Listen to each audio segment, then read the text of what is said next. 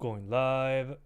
You're live! Hello everyone, I'm Santiago and today I'm gonna be testing Borderlands 4 on the RTX 3060, 4060, 5060 and at the end the GTX 1650. How are you guys doing? Welcome. So first of all, thanks to 2K for providing a code of the game. I forgot to put that in the text, so I'll have to fix that. So thanks to them for providing a code. I've been pretty busy, but here I am. How's it going, guys? Welcome. I only had time to do a Steam Deck video, and unfortunately it runs horrible there, but it was to be expected. It's a UE5 game at the end of the day. What up, Electric Pichu, Ilyes Alawani? So as usual, let's take a look at the requirements super quick. So the minimum requirements at 2070 and the recommended at 3080 for basically 100 gigabytes of space, 8 cores on the CPU, 8 gigabytes of VRAM, and an SSD. They're asking for quite a bit actually. Legionaro or Legionado. Mo Gaming, it's Zeno. I'm doing fine. Joda as well. How's it going, guys? So the requirements are stupidly high, and also the 32 gigs of RAM. I mean, usually not the case, but hey, what do I know? Requirements pretty high. The thing is, since I'm late, I gotta recommend Benchmark King's video, so thanks to him for doing that. He did a great guide. I suggest you check it out. It's in the pinned chat, so you can find it there. Then I'll put it in the pinned comment when this becomes a video. So yeah, basically medium settings seems to be the way to do it. Performance difference is pretty large actually between this and the badass setting, if I can load it properly. And yeah, I did see Randy Pitchfoot gaslighting everyone on Twitter. He thinks we're stupid. Of course, he says, oh, if you don't like the performance, please make your own engine and tell me how to do it. And yeah, we don't buy that. Come on, Randy, you've been making games since I was less than 5 years old. I'm 30 in a couple months, so yeah, I don't buy it. But hey, what can you do? Yeah, just buy a 5090, guys.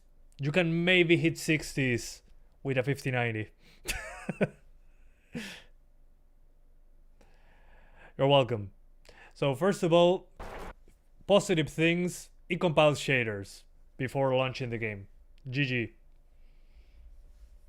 And it does the Call of Duty thing. When it detects it's a new patch, it restarts the game. Yeah, great PR. I mean, Randy Pitchfoot has been like that for a long time.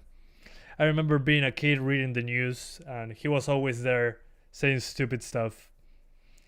But hey, what can you do? Why is everyone obsessed with 4K? 1440p looks good. Yeah, no. I mean, I'll talk more about that later, but considering how heavily art-styled this game is, to say it in some way, you can usually get away with lowering graphical settings. I mean, visuals usually hold up still. I don't know. Stay offline.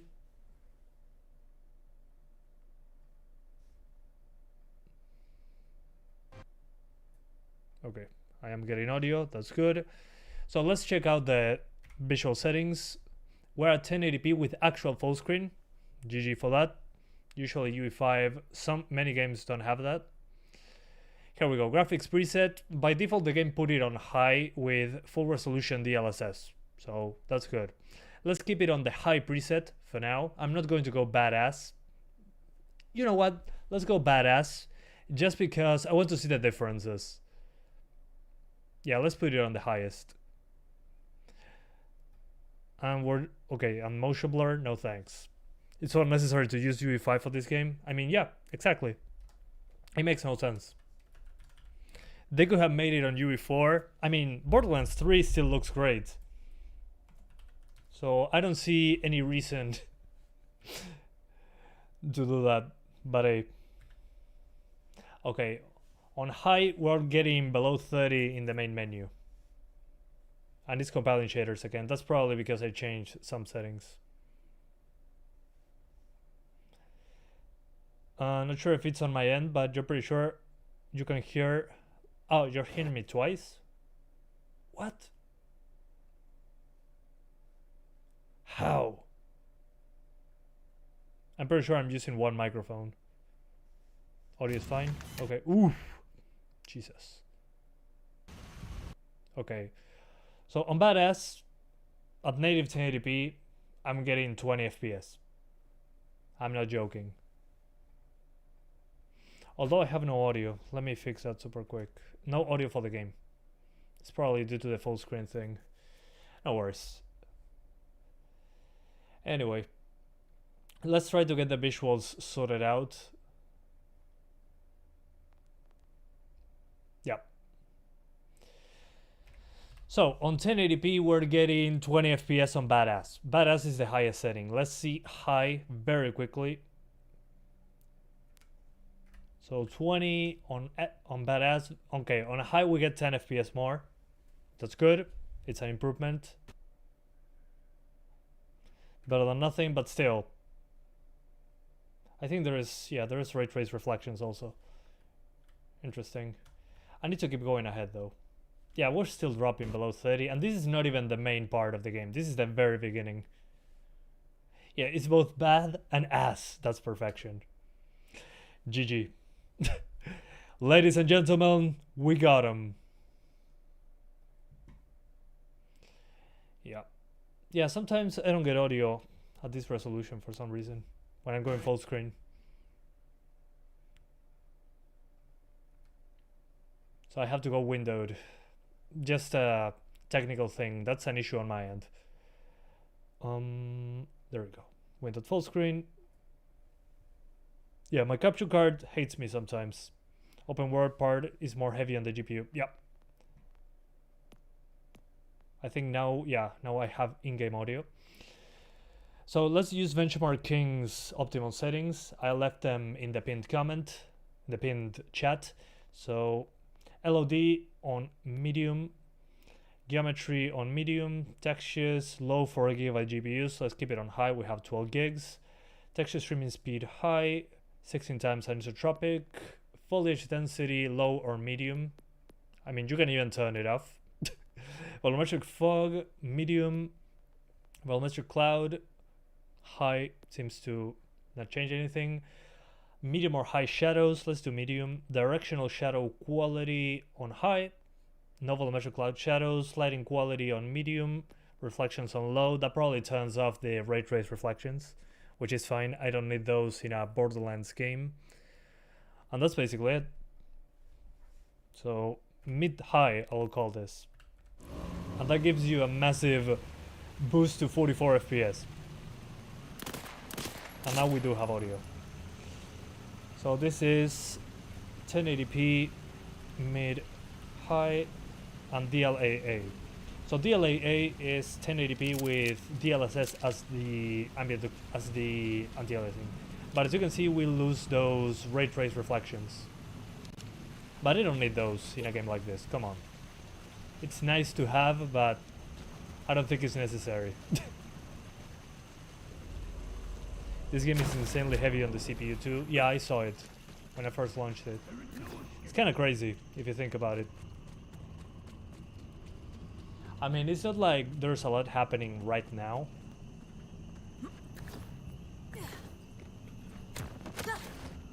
But hey, we're going to keep going.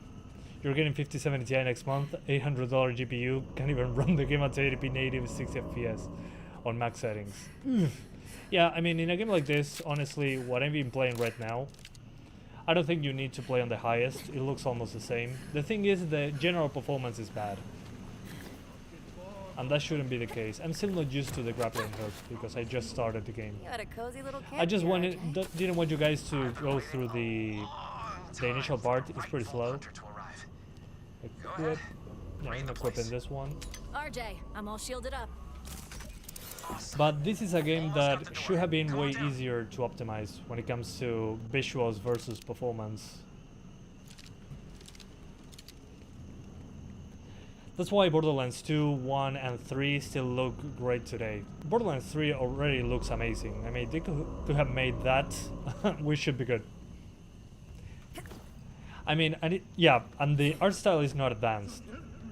I mean, looking at this, it doesn't look anything mind-bogglingly better over Borderlands 3. It's just UE5. There we go. Yeah, it looks bad at low, Maybe we can even but pick up that's some of the other just ray prisoners. trace reflections. We're still playing a 1080p native. Oh, no, no. Oh no, everyone's dead. Yeah, no. He made Only me. Walter Whites of the world can enjoy games right now on PC. There was a time I think we can play Silk Song. touch with these wayward creatures, but now they serve a greater purpose. Now you see the true bars of your cage. You cannot. You break still don't get free. how GTA 6 is running on PS5, it looks insane. What the That's hell? probably optimized well. I mean, just look at Red Dead 2. Those people know what they're doing. I mean, it's their own engine. That's one of the key benefits. We have to get out of here. Now! 90 plus FPS for a fast-paced shooter. Yeah, I mean, personally I don't have that requirement, but it feels way better. I agree. We need to get your bolt jammed as soon as possible. I hijacked an ordered gunship for us. It's just down this way. But usually when they're making their own engine, it could be the best or the worst, no in between. But they usually get better results.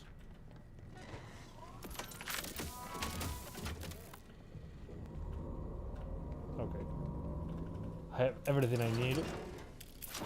And again, with what Randy Pitchford is saying on Twitter, that guy has been making games for a long time. It's not that they couldn't afford it, come on. Multi-million-dollar franchise, they even have a movie.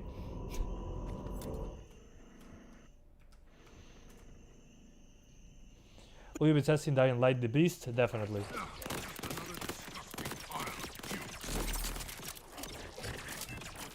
That game I'm super excited about, the real Dying Light 2.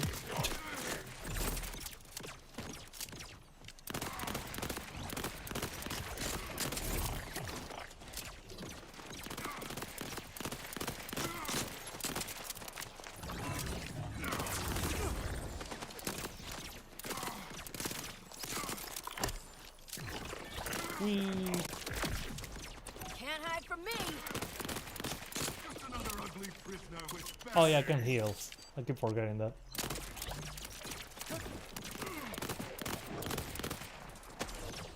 Can I grab this? No.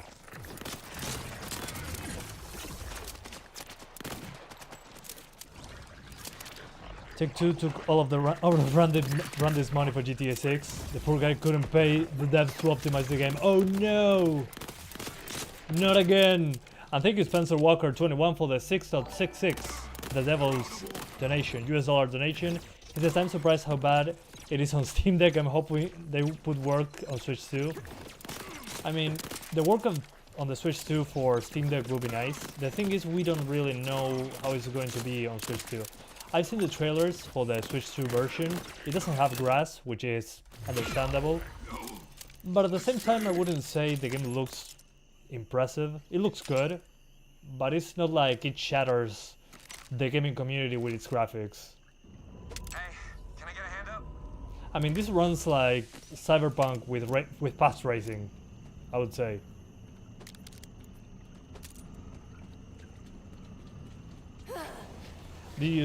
Did you see the console version? I saw that the FOV was very narrow on the PS5 and the Series X. All part of my master plan. But I want to see if once they release the Switch version, if we can actually get anything similar on PC using config files or something. Ooh. Yeah, now we're talking. The CPU usage skyrocketing. So this is the demand in place.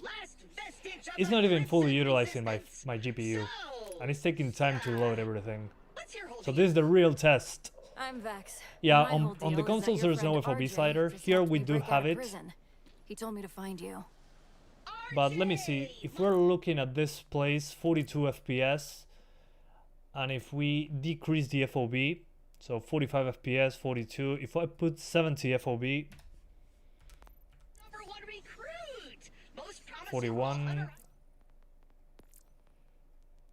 And at 90 we get 42. So we get one more frame. I'm confused. He didn't The make FOB is equivalent to the scoped version of FOB on PC. Oops. You mean this? Okay, yeah, it makes sense. I get why they would do it. Still, that's a lazy way to make it work. So probably the Switch 2 will be like 2 degrees FOB. It drops 40 to 50 in combat on PS5. That's disgusting. And these are the screen space reflections we were talking about. I mean, you're telling me this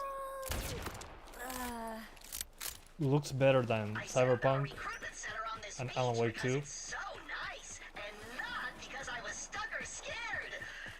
This is worse than I expected, honestly. Oh man, this is horrible. What the hell? What the hell are they doing?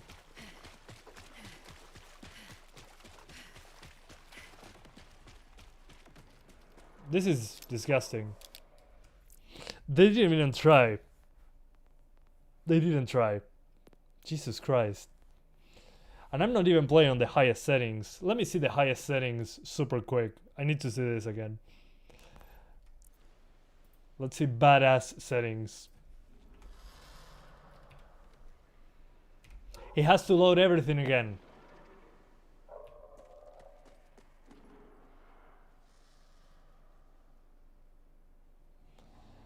I mean, yeah, we have ray tracing on the water. Better draw distance.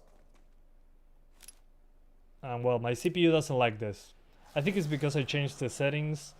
The CPU loads everything again, but it takes some time. What a freaking joke.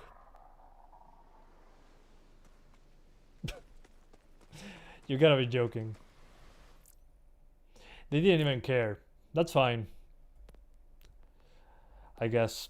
Let's do the optimized settings from Benchmark King, because yeah, I don't have much of a reason. It's a mix of medium and high. So texture streaming speed, we put it on high. Foliage, I think high should do it. Volumetric fog, medium. Volumetric clouds, I don't care. Shadows, high is fine. Directional shadow quality from the light sources, okay. This should be probably, yeah, high should do it. Volumetric clouds, nope. Shadows from the volumetric clouds, no thanks. Lighting on medium. Reflections, instead of low, let's try medium and see if we can make it work. And motion blur, we don't care. And that should do. But let me see if the reflections actually become only screen space. Okay, on medium we still have ray trace reflections. So I think we should keep the screen space ones. Yep. This game on low looks worse than Borderlands 2. I mean, yeah, it makes sense. At least that game was made with passion and art. Let's see, if I disable the ray trace reflections, what do we get? 36 versus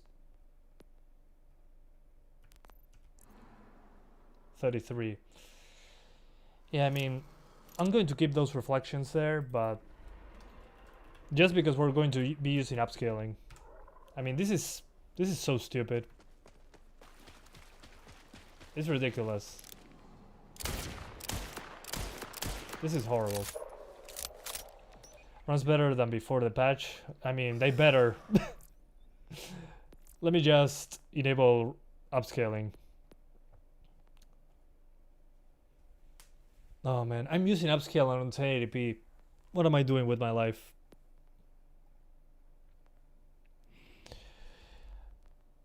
Do I have to use performance upscaling on 1080p? DLSS balanced. What a waste of time. Jesus Christ. Maybe the foliage. Yeah, foliage on medium. Medium to high settings with low reflections to avoid ray tracing. Did they just press the make a PC build? I wish. There we go. It looks, even the upscaling is not good enough.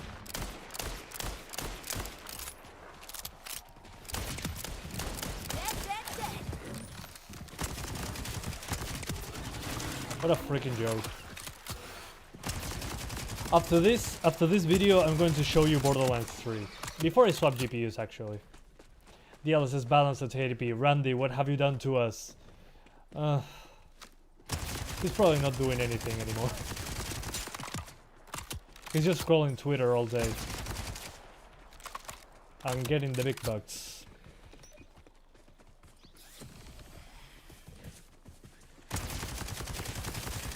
Beware that the FOB slider you're asking will affect fairness of the game. Yeah, of course. An FOB slider, the fairness is right there. I would understand if it was a competitive game, but I mean, they said that on Overwatch, I think, for ultra wide. They didn't put ultra wide support on Overwatch because it wouldn't have been fair from a fairness standpoint. I kind of understand on that one because you can see around the corners easily, but still, I mean, proper ultra wide.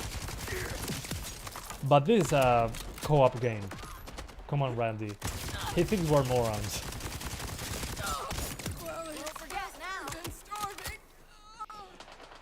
Yeah, woodwork immersion, guys. Real people don't have more than 10 degrees FOV. You're asking too much from our developers.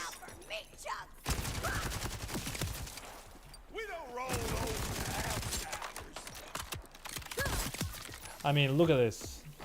The blood splatter makes reflections. Oh my god, so advanced.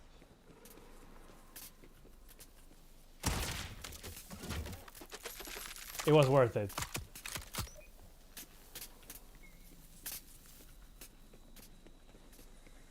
Yeah, the blood splatter with a reflection, they've been doing that in many games, so it's nice to see. Let me see, I haven't even checked the map.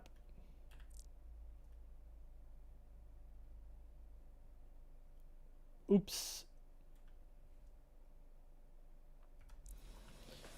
Let's go back. You always play games for a scope, definitely. I'm always looking like this to the screen. So my question is, on console, the FOB is pretty low, but is it lower than PC's lowest FOB? That's my question, because the lowest on PC is 70 degrees. Performance didn't seem to be different with a wider FOB. Worries you for Witcher 4? I mean, it should worry you in general. People are still buying the games, that's the problem. Those are batteries, bud. Delicious. They're complimentary. You're supposed to compliment them. Rude.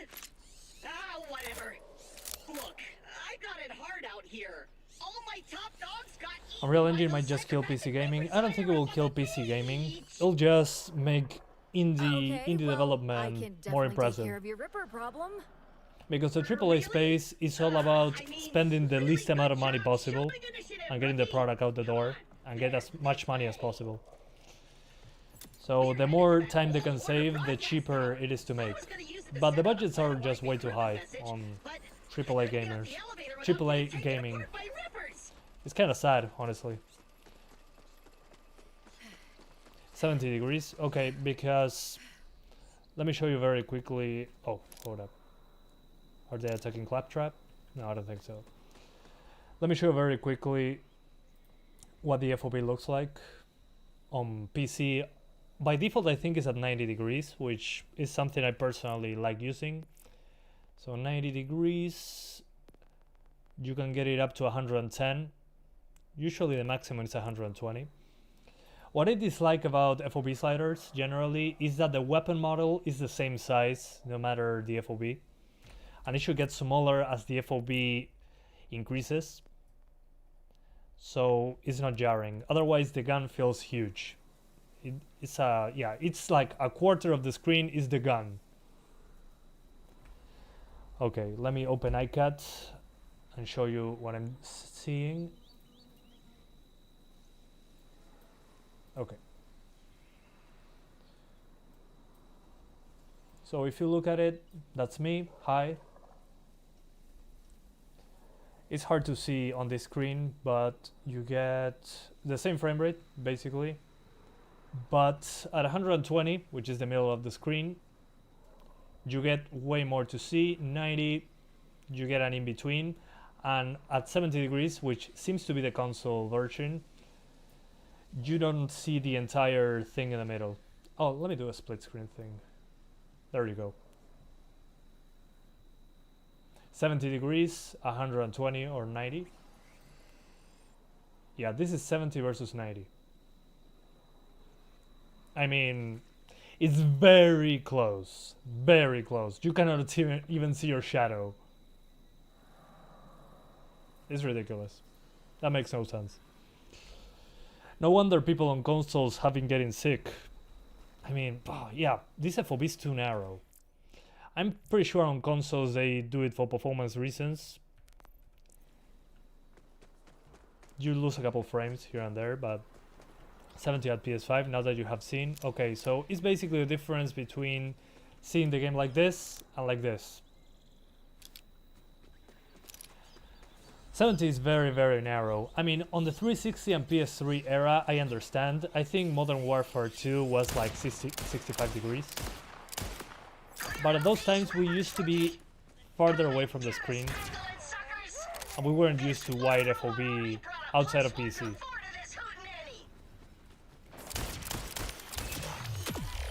The shooting feels good though. That's all I can say, honestly. The gameplay and the shooting feels fine. But I guess that's the minimum. It's not like they never made games before, come on. And as soon as I get into combat, I drop into the 40s.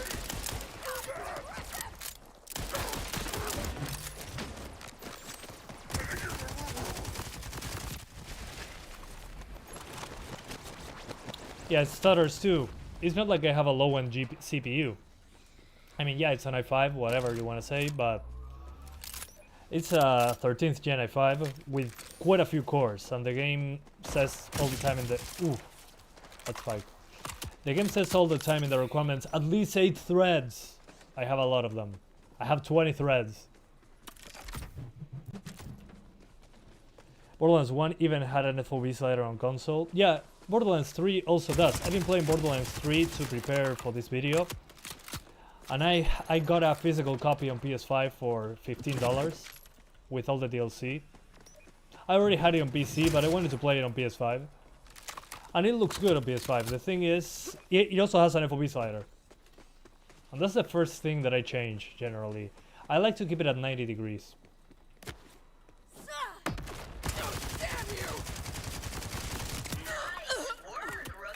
Even the 9800X 3D stutters like crazy.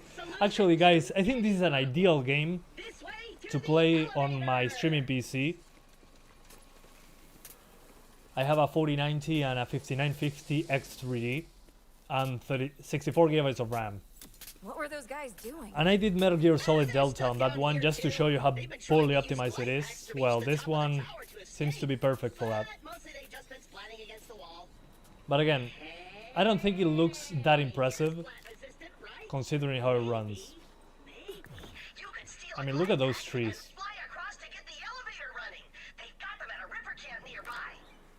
I mean, yeah, we have lighting on the foliage. Actually, screen space shadows. If you cover those with the scope, the shadow disappears. It's not even real time. 100% real time. This is screen space. It's not 100% ray trace, obviously, but still, I can see the shadows on the terrain disappearing there. Hilarious. What a freaking joke. At least the character's shadow looks good. Anyway. That way. Infiltrate Reaper Camp. Digital Foundry said that it has Lumen and Nanite. Why do they want Nanite on this game? It's the easiest art style to hide Lack of geometry. LODs, actually. No wonder it runs bad. So what you're saying is if I turn off lumen, I don't have lighting, like in Immortals of Avium. Thankfully, there is a command to disable lumen in the engine. Yeah, there's usually something like that. The thing is, if we turn it off, we get rid of all the lighting. That's the main question I have. Let's continue. Because yeah, you can sometimes do that. The thing is, some games don't have any bake lighting when you do that, so you don't have lighting at all. Which is the ultimate laziness. Does the job for them. Yeah, they don't need to do baked lighting. I mean, in some instances I understand. If your game is fully dynamic, day and night, and all that. But all those calculations need to be done in real time. So at the end of the day, somebody has to pay for that technical debt at some point.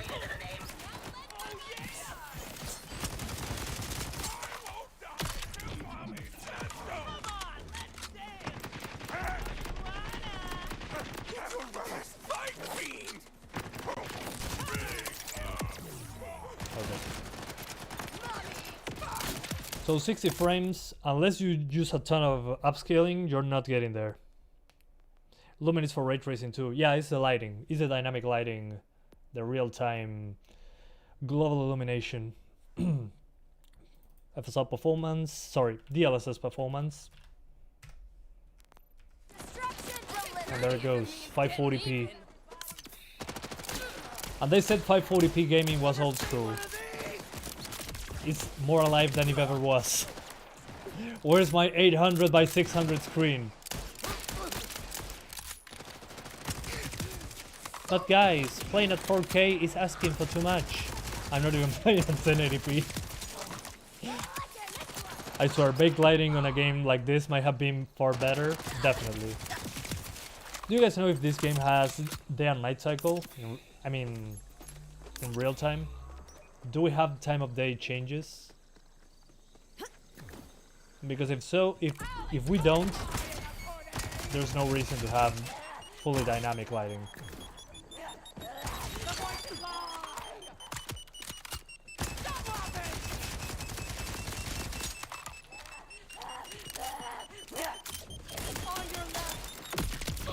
Oops. I guess I died. You've been playing for 40 hours, there's a whole cycle. Gotcha. Thanks for the heads up. I wouldn't say it's the best solution, but what can you do? At least it has a day and night cycle. Because some games do not have that, they have static lighting, and they still do lumen in real time.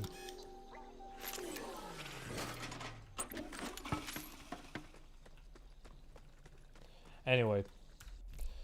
So, if you want decent visuals, you need to do performance upscaling. And I'm not asking for much, I'm on medium settings. Like, let me see if I go to the lowest, if I still need performance upscaling. No, nothing. Geometry, no, we don't want that. Let's try the lowest.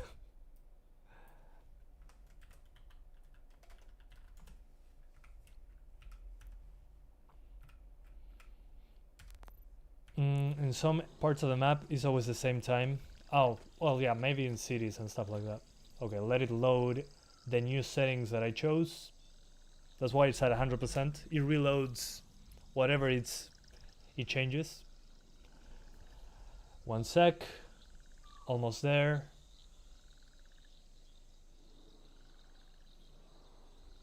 Are we done?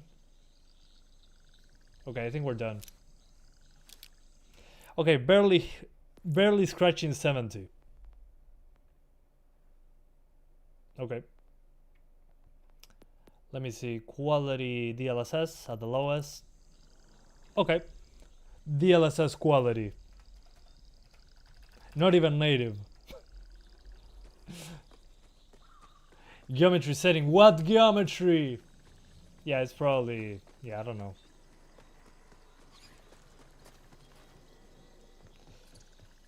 Oh man, what am I doing with my life? You are a Borderlands fan, story and gameplay wise, this one is your favorite. It's awesome, but no one talks about it because of performance. I mean, yeah, I agree. That's a shame, because it feels like a lot of fun. I was looking forward to this one.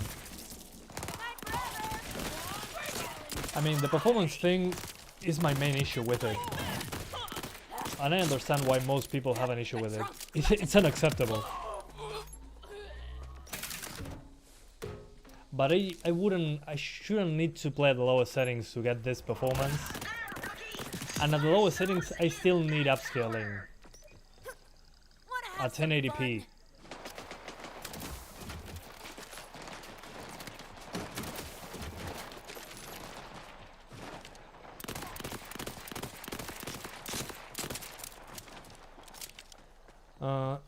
Yeah, I mean, when they optimize it, if they ever do, but I'll be here to check it out. My main question is, how are they making this work on Switch 2?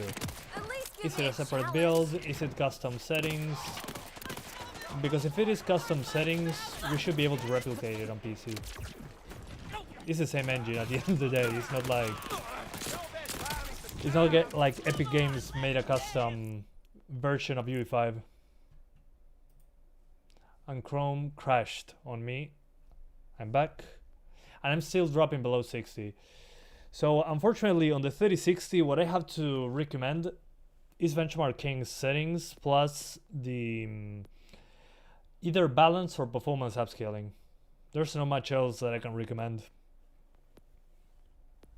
Yeah, maybe medium settings. Medium settings with upscaling. Okay.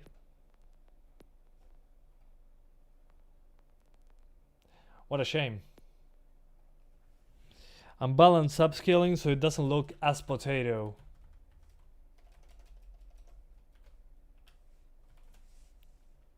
You heard the Switch 2 will be 30 FPS and 400 to 500p. It's still quite impressive for that hardware. Maybe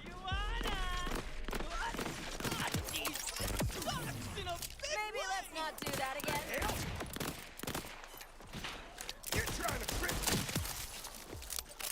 Will be like Borderlands 2 on PS Vita. No, the Steam Deck is on Borderlands 4 is is Borderlands 2 on PS Vita. It's funny, I had a PS Vita because I was curious. I launched Borderlands 2. It ran horrible, so I overclocked the PS Vita, and it was quite a bit better, but it still had some issues. Oof.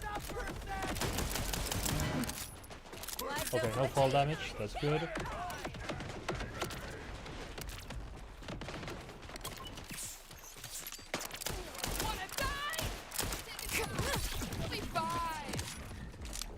And I should go back to SMGs.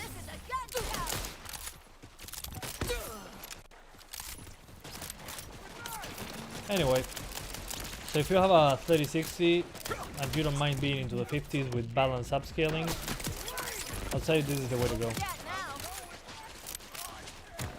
There's not much else that we can do. Pretty unfortunate. It's weird seeing streamers play this game and showing their FPS but not showing that they're using 4 times frame gen. That's why I exist. The thing is, if they use the Steam overlay, we would see the real frame rate.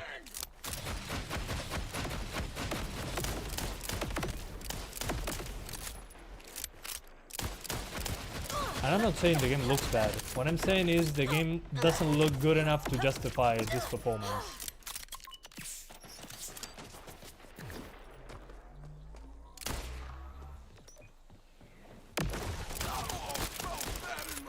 Anyway, I'll do 1440p super quick so you guys can see what to expect, but it's as bad as here, it's not the badass preset. Shader compilation is usually a problem only PC faces. Sometimes it happens on consoles as well. The thing is, if they caught all the shaders needed, sometimes they miss a few, the QA people. Okay, at 1440p I'm using performance upscaling.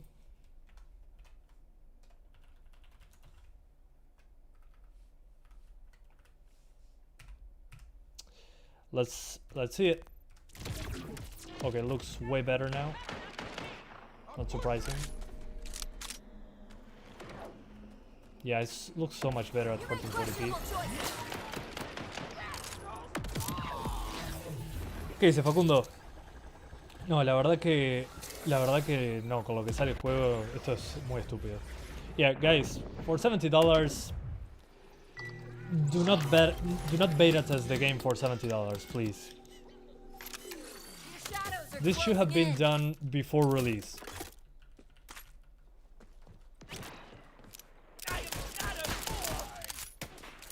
But if Randy is concerned with frames of the FOV slider, why is there crossplay with PC? That's a great question. That question makes way too much sense. So Randy is not responding, okay? He knows what he's doing. Just look at him. I'm unstoppable.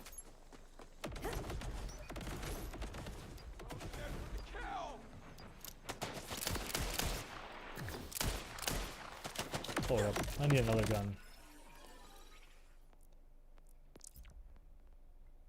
Pistol, submachine gun.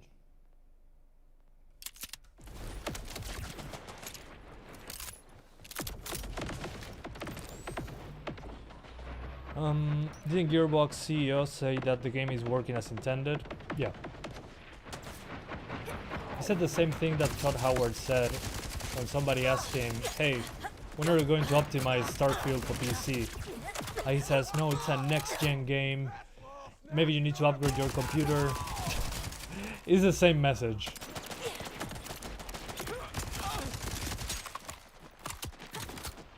No guys, you wouldn't understand. You're playing with old hardware, and the guy with a 5090 not even getting 60s at 4K. No, but 4K is too much. And when people say that, they're like, oh, are you a developer? Please build a game for me that works better than mine. So stupid. I mean, I would accept those excuses if the game was free, but it's a paid game. And it's $70. You can buy so many better games that run better for that money. It's crazy. I mean, they could have just put it on Game Pass, but they will get less money, so why do that?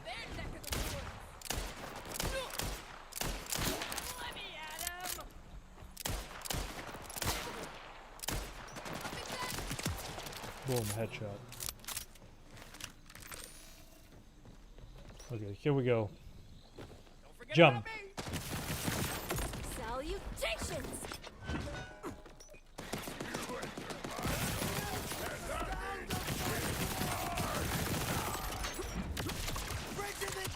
Ooh, that explosion. I'm F. And by the way, guys, I also love Borderlands. I played a lot of Borderlands 2, Borderlands 1. I played it on Switch, on Steam Deck, on PlayStation Vita, just to check that out. I'm not the biggest fan of Borderlands, but I enjoy it. It's a lot of fun. It's just that this performance is inexcusable. The game doesn't look bad, it just doesn't look good enough for this performance. Oh, oops. Oopsie. Hope Epic can make devs figure out how to make UE5 run better. I mean, that's not Epic's job, honestly. I mean, the developers should already know how to make it work well.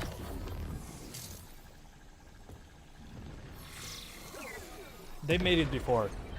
The thing is, UE5 makes it more accessible to make games on a big scale. But you don't necessarily need to know about making engines to make it work. It's a good and bad thing. So very quickly before I swap GPUs, I need to open Borderlands 3 just to show you the comparison when it comes to visuals. So as you guys remember, I was playing on medium settings with balanced upscaling on 1080p. You know, that resolution that is very popular right now. The latest technology. Yeah, comic book art style is fine. I mean, that's why the older games work so well. I mean, you can notice worse geometry, worse models, worse effects. It's no surprise. But that's usually done due to hardware limitations, to get around those. But I think they forgot on this one. So super quick, just to compare Borderlands 3. Also, this was the first Borderlands to have DX12. Yeah, sure, 1440p. Let's play on... There's Ultra and Badass. I don't think it matters that much. Okay. Camera motion blur, no. Okay. Let's see. I'm also in a place with a lot of foliage. Maybe Randy is playing on 25090s SLI. Too bad there's no longer hardware to do SLI. Okay. This is the Badass preset, which I think is kind of a waste, but this is native 1440p. Let me go back to 1080. Actually, what am I playing on the X11? I should have selected 12. The X11 on this game is super CPU intensive. But anyway, let's do 1080. As I promised. Yeah, the only 5090 Super. The last opinion people should care is the Gearbox CEO. Yeah, he always has been. Okay, so this is Borderlands 3 at 1080p native on the highest settings without upscaling. Sorry about the audio. It's missing. You're telling me that this is 400% worse looking? I mean, I could play this and say it's Borderlands 4 and you'd probably believe me. The only reason you don't believe this is Borderlands 4 is because it runs well. I don't know, what do you guys think?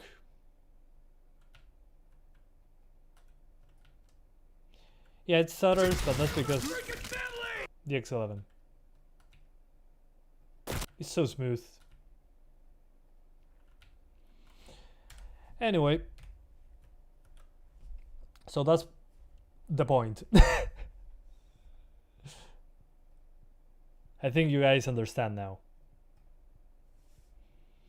There isn't that huge of a difference visually, but it runs significantly better. That's what I mean by art style.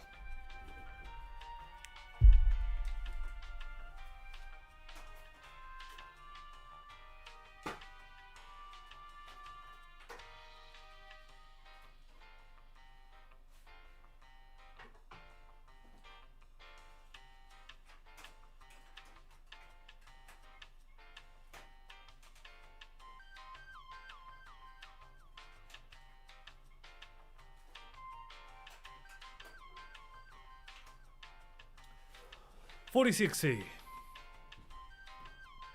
Taking you back to UE4, yeah, we didn't know how good we had it. Modders might help in this game.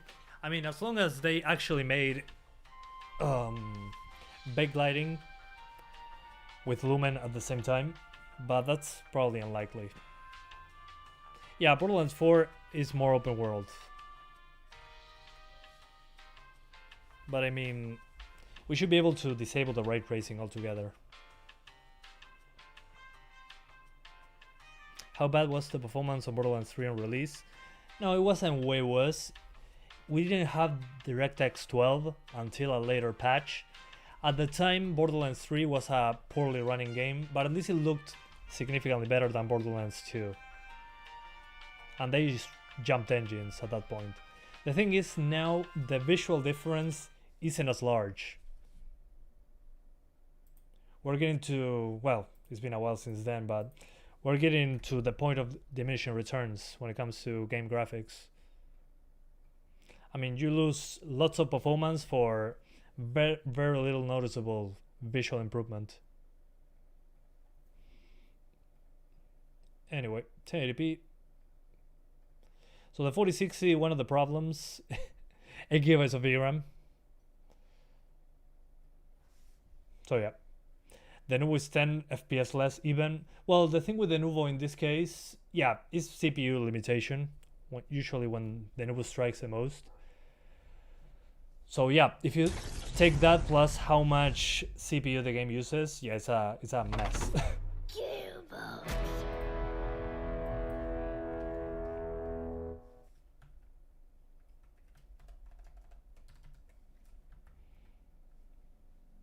On this one, I'm going directly for the optimized settings.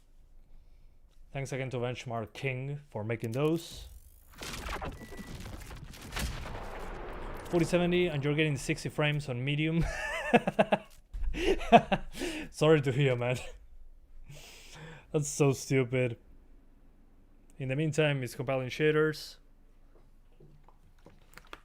That's so crazy. Download more FPS.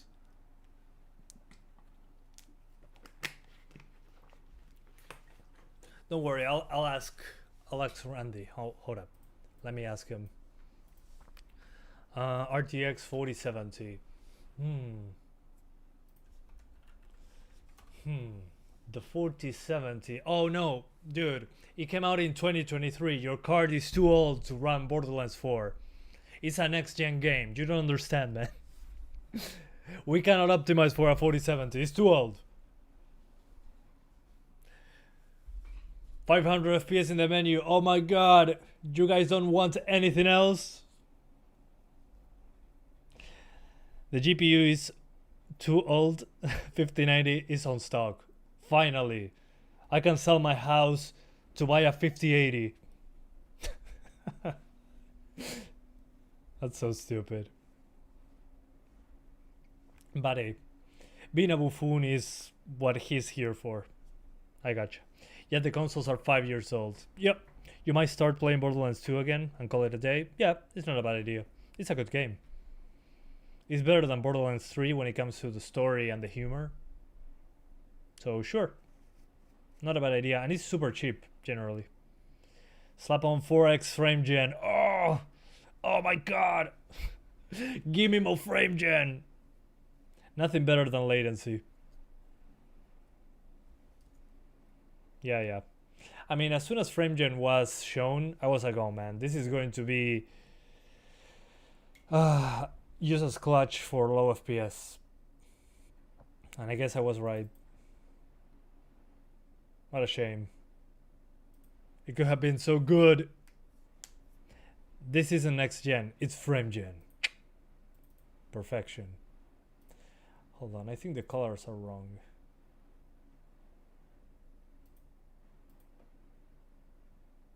Nope. No, that's even worse. Never mind.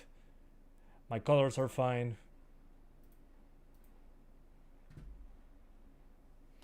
Can 1650 even open Borderlands 4? Probably, but it's not going to do so well. Especially with the low VRAM. Only 4 gigs. They say in the requirements you need at least 8 gigs. I'm pretty sure you can get away with 6. But 4 is way too low. On most UE5 games, on the big ones, 4 gigabytes is not enough. It just tries to compensate and it doesn't load a lot of assets. I wouldn't be surprised. More like, next frame please. Excuse me sir, can I have another frame for you?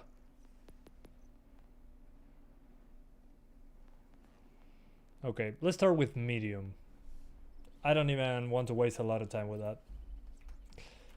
1080p medium, DLAA, so 100% 1080p. Let's go. Okay, I get 45 FPS in the main menu, so I should be good, right? Oh, and I forgot that the textures should be on low. Optimization guy in collaboration with Nvidia looks inside. DLSS balance frame gen 4x. Damn it! Well, we could use another meme from Kung Fu Panda, like the scroll of truth. Huh. Nvidia's recommendation for Borderlands 4. It's empty. Okay. Let me lower those textures before the game craps itself. Yeah, low textures recommended for 8 GB GPUs.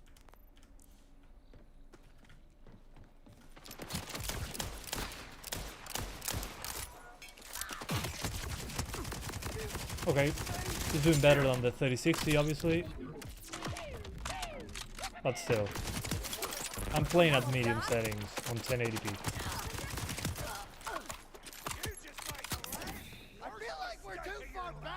It feels way better though than before. Finally, I can actually aim.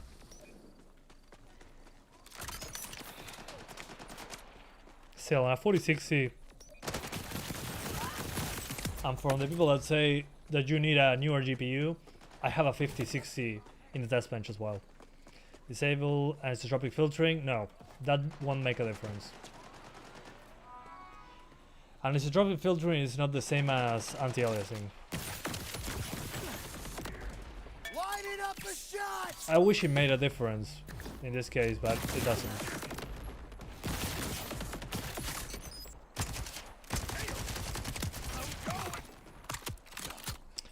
Let me level up before I continue.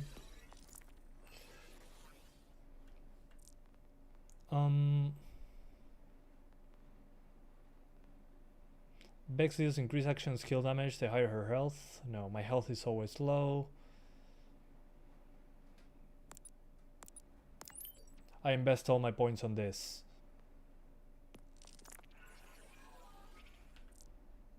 Okay.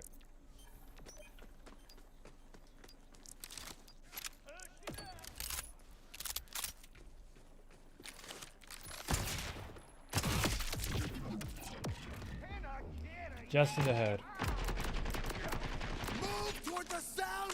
I don't know, the game optimization was so bad playing a 4080 or a 5080. I mean, if you're not playing on a 5080, then this game is not for you, man. If you want 1080p, you need a 5090.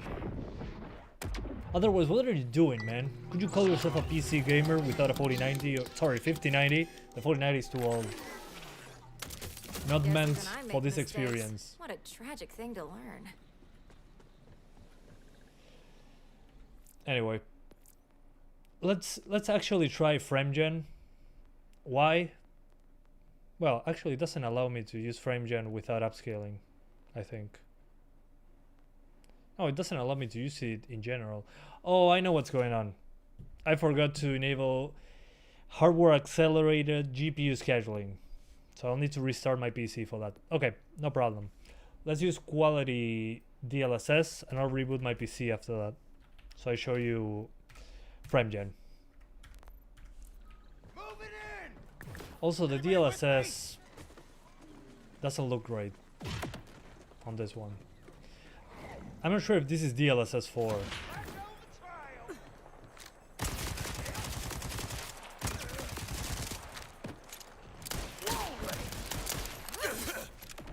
But the stuttering is still there.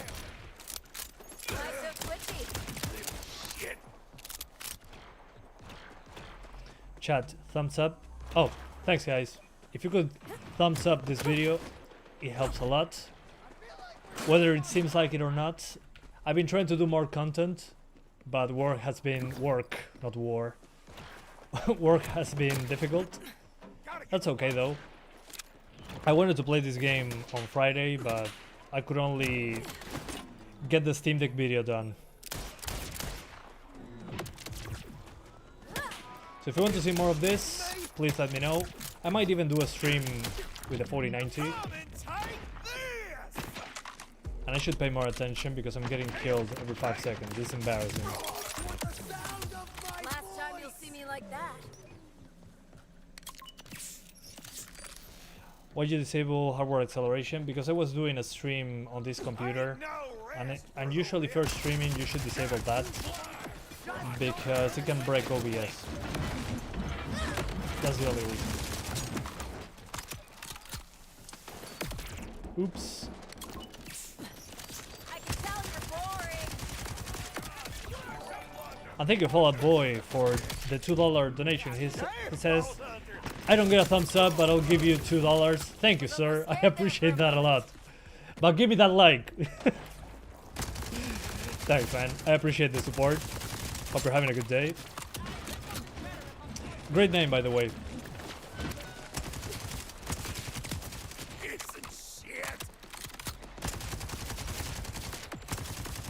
There's a band that has that same name, I think.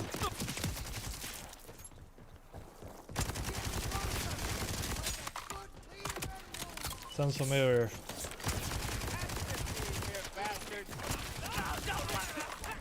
It's fine. If I get killed, these smaller enemies will revive me. And that's it. I don't need to heal anymore. Oops. I killed the last small enemy. My bad. Where's the smaller enemies? Oh, there. Thank you. To the grave. Work is war. War never changes.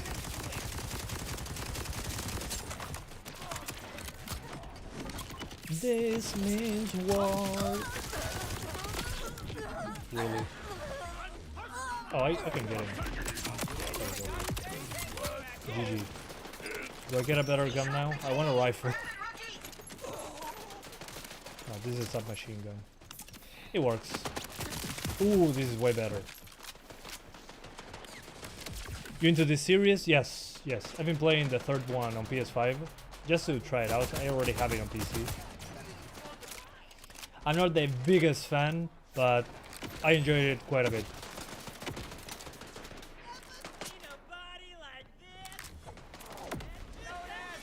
There we go, assault rifle. Finally! And this one can go in my pocket. His chest should be right nearby.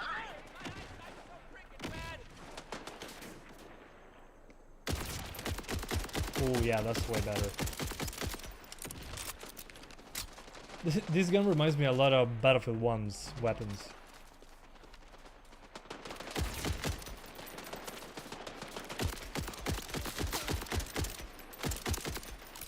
But yeah, this one, as you can see, probably due to the architectural changes from the 30 series to the 40 series, we're getting quite a bit more FPS when it comes to not using upscaling. Always feels The 3060 couldn't do this with quality upscaling. Still, it's not a huge difference, but you can notice it on a granular level. How's Borderlands 4 on the Steam Deck? Oh man, it's painful! It's painful. I have a video on that, actually. Let me get back to the desktop so I can re-enable HAGS. This is HAGS. This is hardware accelerated GPU scheduling, which if you're a streamer, please turn it off. Otherwise OBS crashes. In the meantime, I'll share my Steam Deck video. It's basically 10 FPS without upscaling. Once you use upscaling on Steam Deck, you get 20. And then you use FrameGen and you get 40s, 30s. And that's how it runs on Steam Deck. If you want to check it out, that's my video. But dude, this performance, they didn't even try.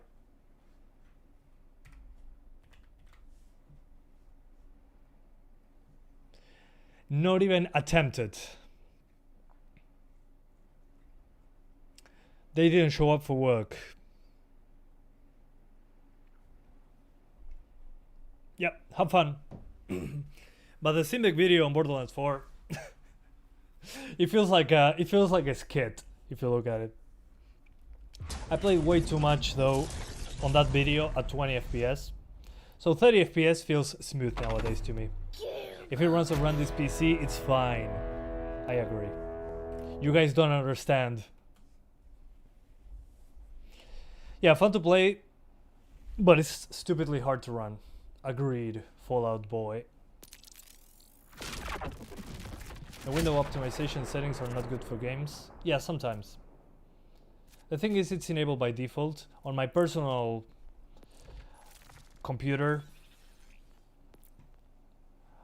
I disable it, but on this computer I keep it on just because most people do not touch those settings. At least give me a challenge. Okay, there we go. Welcome back. And let's put it at native. At native we get, okay, upper 50s, low 60s, and we enable frame gen.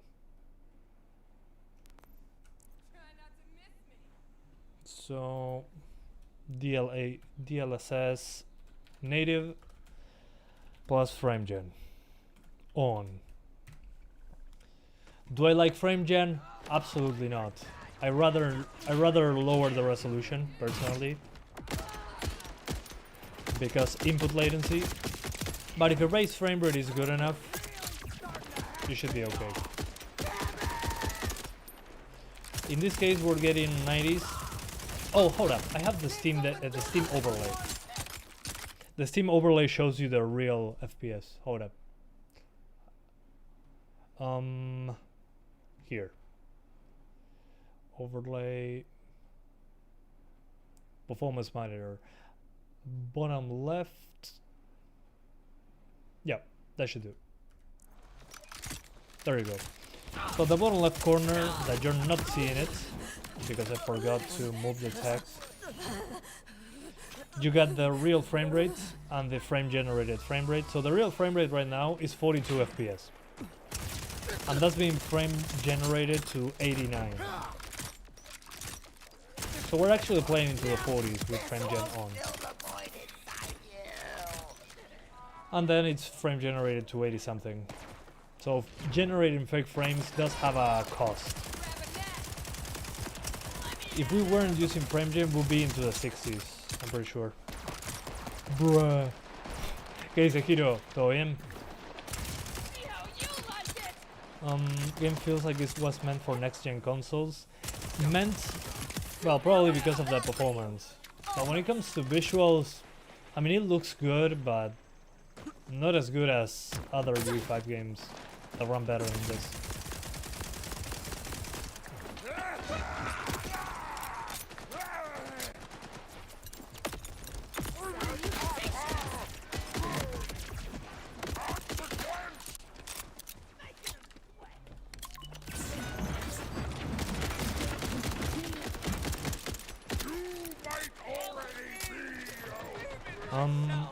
Yay, fake frames!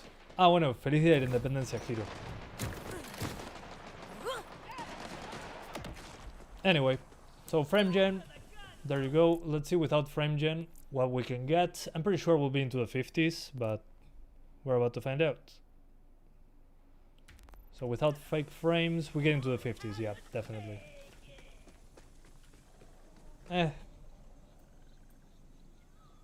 So you definitely need to use upscaling on this one. In this case, I would say quality upscaling should do the job. That gives you the extra FPS you need. But let's enable frame gen again, because I know that some of you guys like using it. So let's do that. DLSS quality. There you go. So you get over 100, but internally it's into the 50s, which is what I was getting without upscaling. At least give me a challenge. And yeah, it does feel very, very smooth. This high refresh rate display, I can definitely feel the extra smoothness. And the input latency, it's hard to tell when the base frame rate is into the 60s, but there's very little input latency now. But it's not the input latency that you get on actual 120 FPS. But that's okay. I'm usually fine if the base frame rate is into the 50s or 60s. But I'd rather not use frame gen if I have the choice.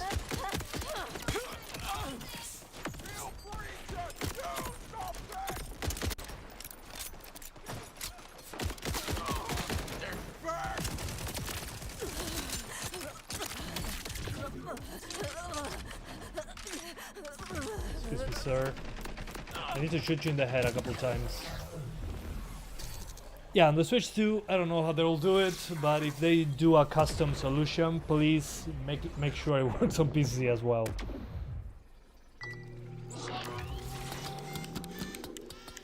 Anyway, let's go somewhere else. Yeah, that way. You sure There's you no wanna do minimap. this? I'm not noticing.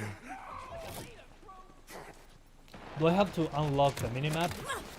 Or it shows up, or I'm missing something? I'm just seeing the Skyrim style compass, and that's it.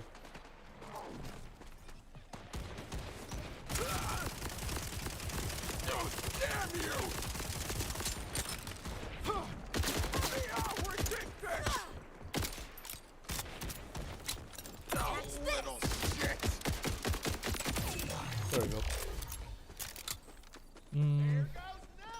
You think the UE5 issues will be solved by the end of the PS5 Xbox Series X generation?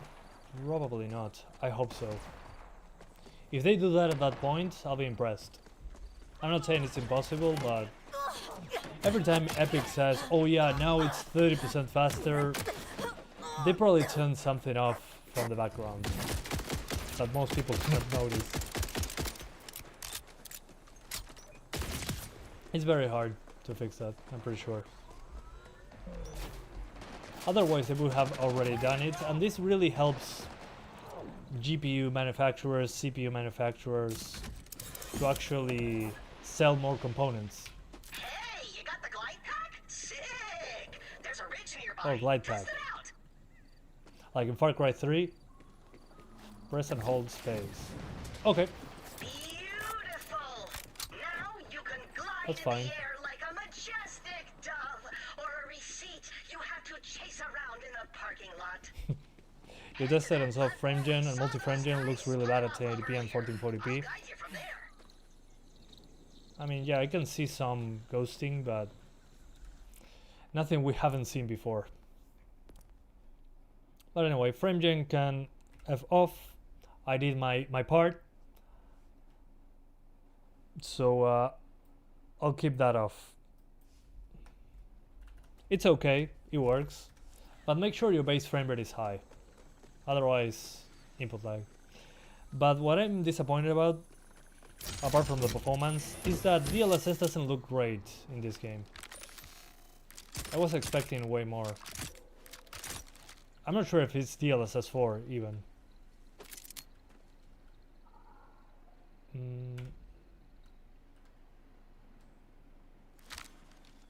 Okay, this one should do. Is it 4? I don't know. I haven't checked. It should be, right? Even if SR4 looks awful, so it's maybe a thing with the visuals of the game.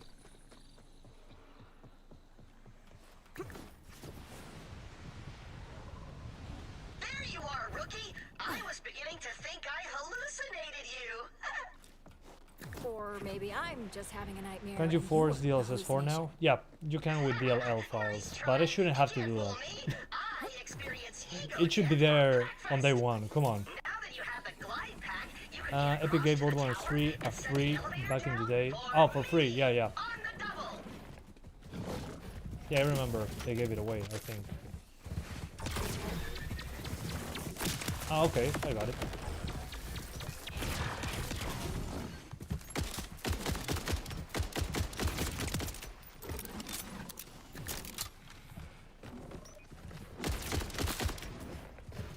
So yeah, as long as you play on medium with quality upscaling on 1080p again, you should be okay. But you miss out on reflections. I don't think we have reflections on the water on the consoles. I don't think so.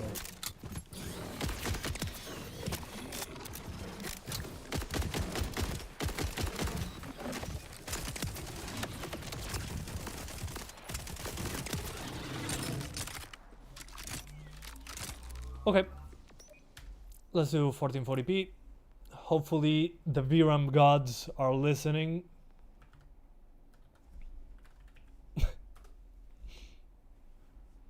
But a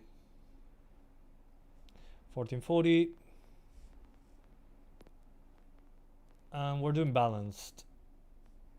And again, settings, something like this. Reflections are on low because on medium we're using ray trace reflections for the water. So if you want to add those, put it on medium, but it has a performance impact as well. Oh, 1440p looks so nice.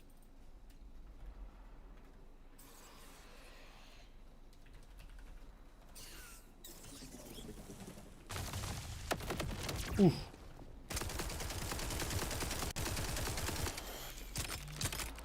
I wish the game ran like it did on 1080p, but at 1440p. I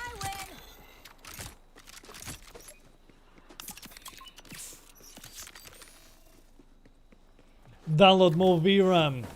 Oh wait, I forgot I could do that. I must have looked like a moron. I forgot I could download more. Man. And to think back in my day, I searched for that on Google. If I could download more RAM. Good times. On my dial-up connection.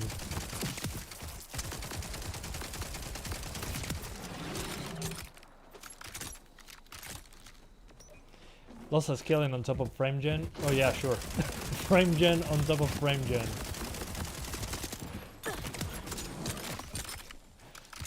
It's hilarious. You can actually do that.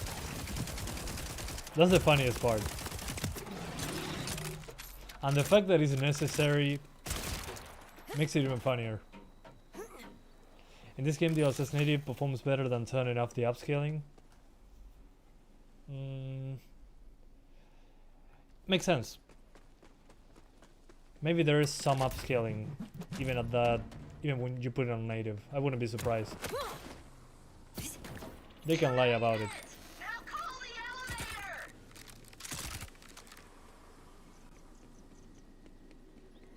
It's locked down. Looks like I need clearance. Jeez, do I need to do everything for you? Oh, this is medium. Search around for a solution. Recruits these days. Driving frame gen plus lossless scaling plus maybe these in-game dead frame order gen guys are 1000 FPS. Oh my god. It's like controlling a spaceship from Earth. 20 seconds of latency. Hold up.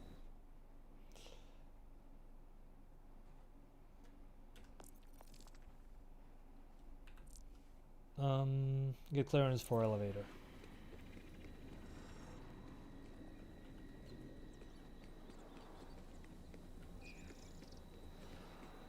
Ooh, the triangle on the elevator looked like a bolt. Get your hands dirty, rookie. What?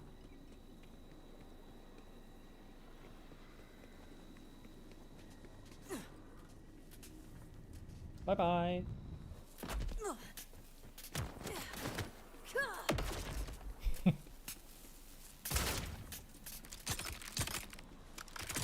RAM seems expensive back then. Ooh, yeah, it seemed expensive, but now everything is so much more expensive. It's kind of crazy. Although when I was looking for that, I had what, like 500 gigabytes. Splatted again. Trying tweets. That's funny.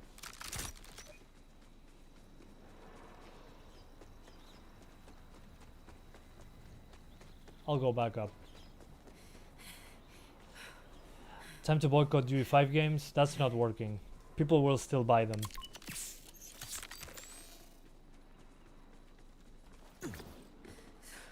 Because I mean, we could do that, but this game still had like 200k plus people playing on day one, so that's probably not happening, unfortunately. I mean, even Monster Hunter Wilds, that runs horrible as well. And yeah, it has a lot of negative reviews, but when it came out, it was like, what, 500,000 people playing?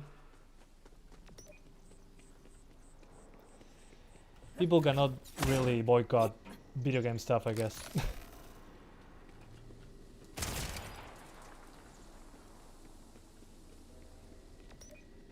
This doesn't move when I shoot it.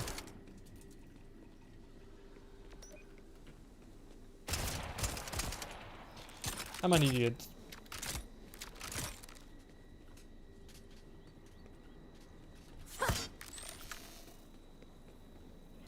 Probably you. I think it has spine on it. Come on, get the head out. Everyone hates COD, but they still buy it every year. Another one. Same with FIFA.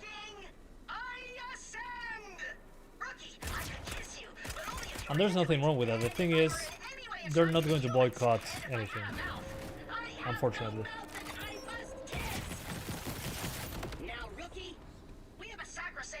Maybe DLSS and frame gen really work because people are fine with it. Yeah, most people don't notice. That's what matters. We're actually just enthusiasts, I guess. The thing is, they'll try to see how much they can get away with frame gen and upscaling technology. So they're testing us. If people don't complain enough and boycott stuff, they're going to make it worse and worse until everyone notices, and then they have to improve it.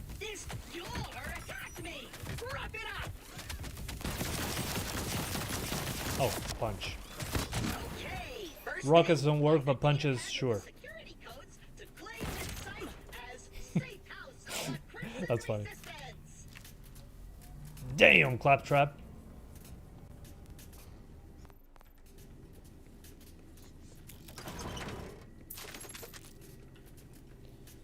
All right. Let's do frame gen now.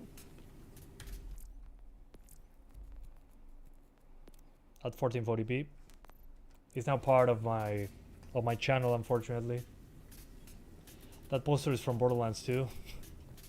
That's hilarious.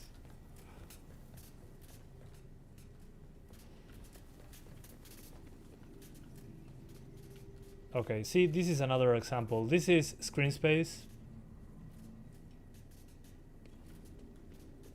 They don't seem to care that this happens. Let me see if I put those reflections on medium, if it applies to that surface. Actually, it does apply to that surface, but the player character is not being reflected.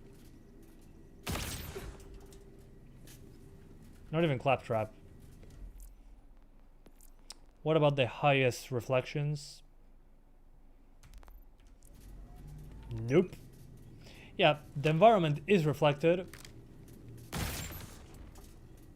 but that's about it. That's funny. And without it, we just get reflected the gun there with screen space. I was expecting actually self-reflections because you have self-shadows and you see your entire body. That's a waste of graphics.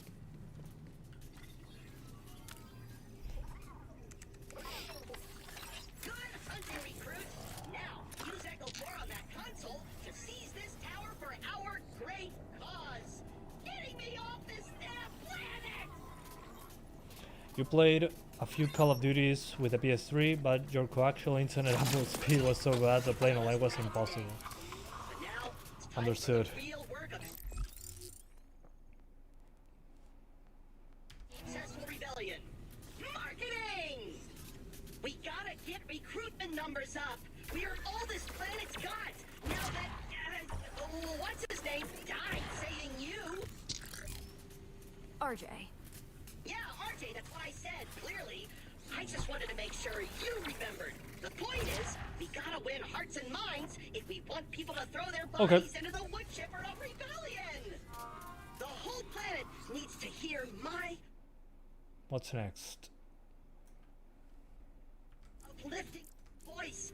I'll interface directly with this tower's transmitter and broadcast a message of inspiration. By pressing that button, you are going to shoot more electricity through me than a crypto server uses in a decade. Now, do it! Do it! Okay, the Deadpool versus Wolverine scene, I guess. Hear me, Pyros! We are the Crimson Resistance! Liberators of Pandora! It's Jack Black from the movie Borderlands. Oh my god! Destroyers! No! Destroyer! Join us and fight back against the Order!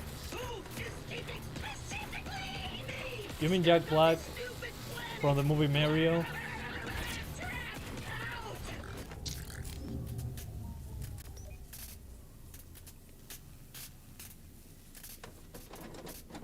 Mission accomplished. Mission accomplished. Good You work. okay, dude? Okay, that was pure voltage. Drinking straight from the hose, baby. Plug me back in. I can go all day. Hello? Crimson Resistance, do you copy? This is Rush with the Outbounders. We heard your message and it couldn't have come at a better time. You watched that movie? Was it good? Border forces and need any kind of backup you can give. Come to our headquarters in the Fate Fields. Ooh, our first takers. Sounds like a vicious battle for freedom you got ahead of you, rookie. Me? I thought you were a one-robot army. Yeah. And the Order has way more robots. No way I'm getting Is in the this the middle most of all hardware that. demanding game that you've ever played? Promotion.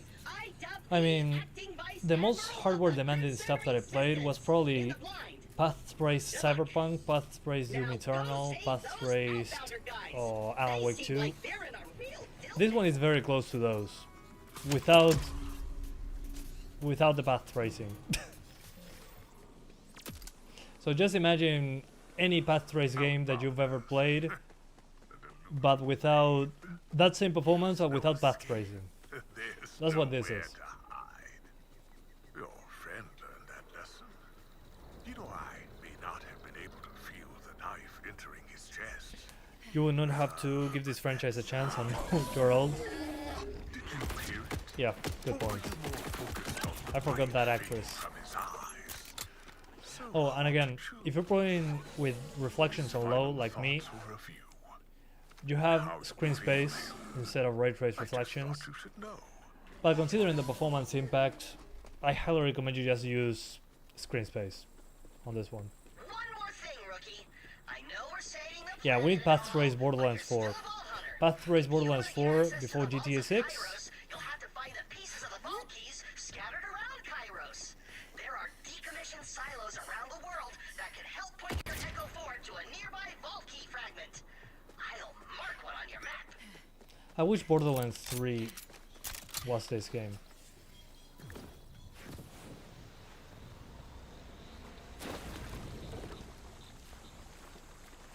Why can't this run like Borderlands 3?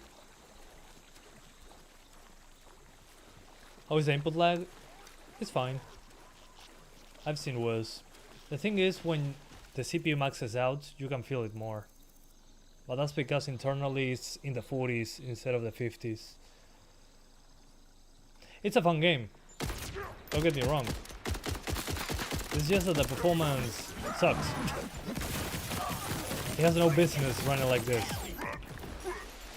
You killing my crew?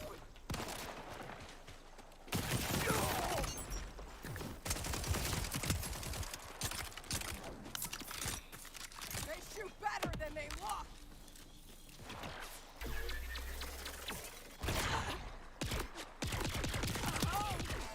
Sorry, not sorry.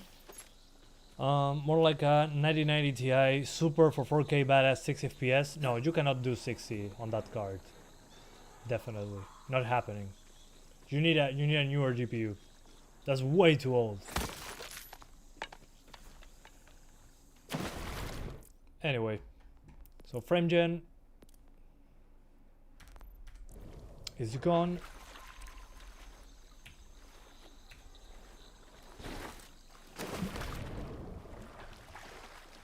So yeah, it does work. It's fine.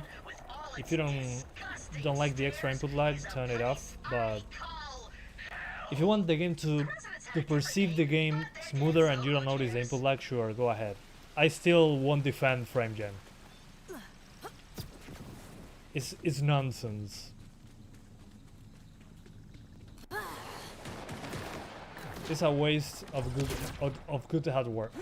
Ugh, I cannot even speak anymore. This game is breaking my brain with that performance. But other than that, it's a fun game. Ready to see the unseen? Yeah, don't forget to make your own engine. I forgot, dude.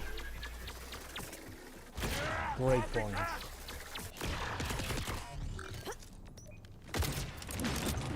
I was making my own engine and I forgot to show it. I've been working on it like for the last 5 minutes.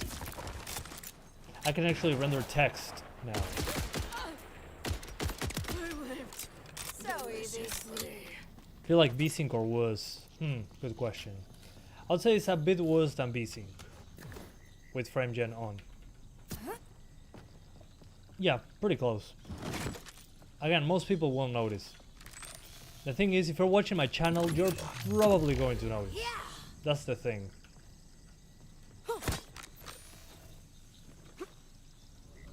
Anyway. On the 4060, I would say 1080p, medium settings, low reflections, and quality DLSS. Or 1440p, balanced DLSS on medium with low reflections. That's what I would recommend. Otherwise, it's not going to be great when it comes to performance. It will drop below 50. This at least will keep you close enough. It won't be solid 60s. Not happening. From a scale of 1 to 10, how bad performing is it? Probably a 2 or 3. Yeah, one of the worst running games this year, definitely. Yep. No doubt about it.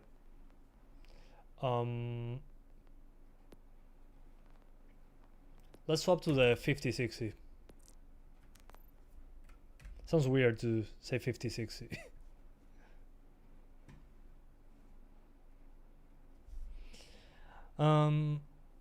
Yeah, a 2 or 3, I would say. A 2.5. 1 being unplayable, 2 being a little bit better, 3 being, yeah, it crawls. This is a 2.5.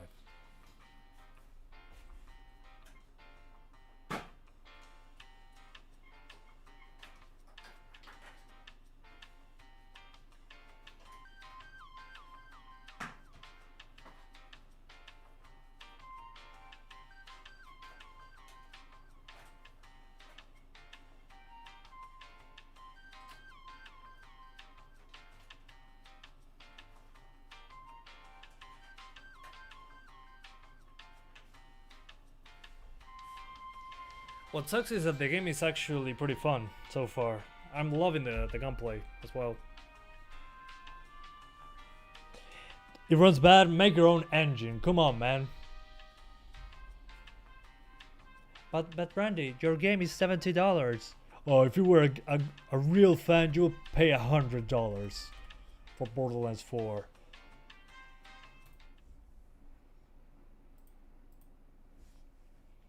Did you try Benchmark King's optimized settings? Yes, that's why I put his video pinned to the chat, to the top of the chat. But one of the things that he says is reflections on low, and it makes sense. It disables the ray trace reflections. It keeps you only with the screen space ones, and those are good enough. You don't need to go higher, in my opinion. Considering the performance, they look nice on medium, but yeah, the performance hit. I cannot justify using that effect. But I'm disappointed because the game is actually fun. It's pretty sad. How has Randy not been fired? Marketing. Yeah, the ones that will suffer are the the foot soldiers, the ones that are actually making the game. And it's always been like that, unfortunately. It happens on every industry, but here is more obvious because we know about it. Most people don't really care about that. But it's funny because if Randy never tweeted anything about this, it would be less of an issue online. He just shut up. But he always has to be the center of attention, so... Well, AV, I'm glad you like that. That's awesome. Yeah, the distant reflections are actually still screen space. The ones that are on a medium distance are ray traced, which is pretty demanding also. It's nothing... I mean, actually, if they put the ones into the distance as screen space, some level of optimization was being tried. But hey, most companies will be using UE5. Yeah. The thing is, if you think about UE5, it's an industry standard. If you're looking for people to build a game, if you only have your own custom engine, you have your own documentation and all that, most people will come in and not know how to work optimally. You need to teach those people to work on that engine. On UE5, there's people that already know how to use it.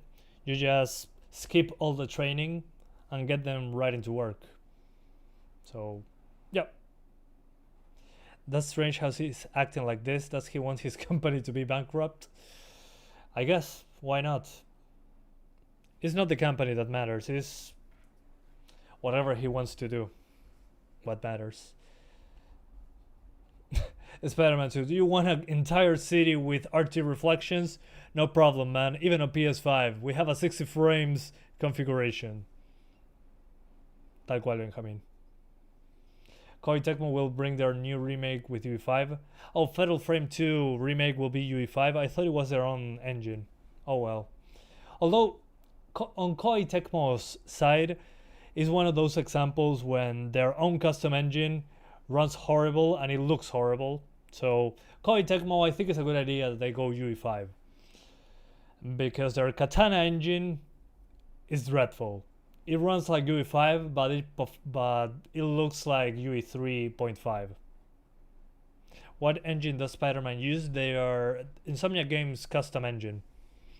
So yeah, surprise, surprise, Spider-Man 2 is a custom engine from the developer. Oh, you don't know what engines it will use? Okay. Gotcha, Hiro. 450 frames! Oh my god! See guys, the menu runs well. What are you complaining about? Does it compile shaders every time you start the game? No, but in this case I swapped GPUs, so it has to rebuild them. I have no choice.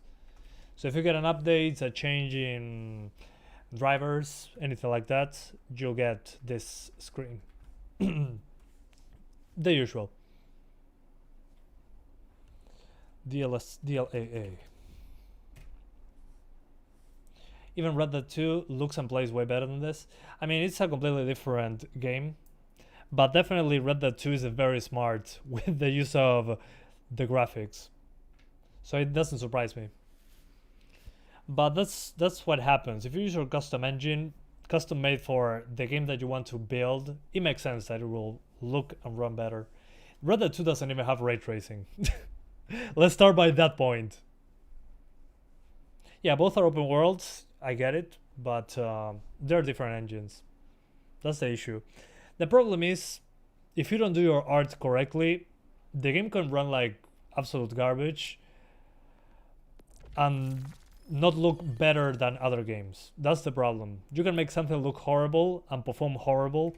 Not necessarily means if it looks good, it has to run bad. Okay. Oh, and here we have 2x, 3x, and 4x frame gen also. Perfect. Exactly what I wanted. Let's use the optimal settings with DLAA.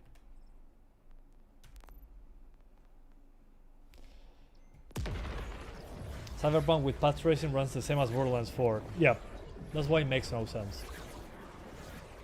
Again, with such a heavy art style, they could have avoided a lot of those performance issues. You can decrease graphics on a heavily art style game and people won't notice as much. Just look at Fortnite as an example. It's a perfect example because it's the same engine. This engine was built for Fortnite at the end of the day.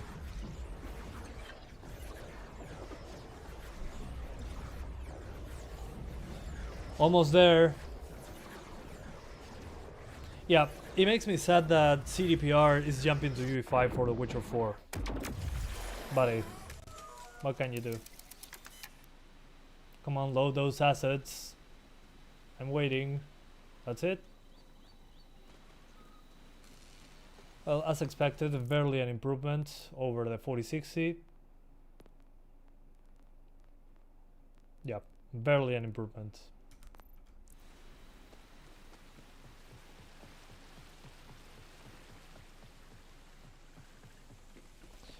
To be expected.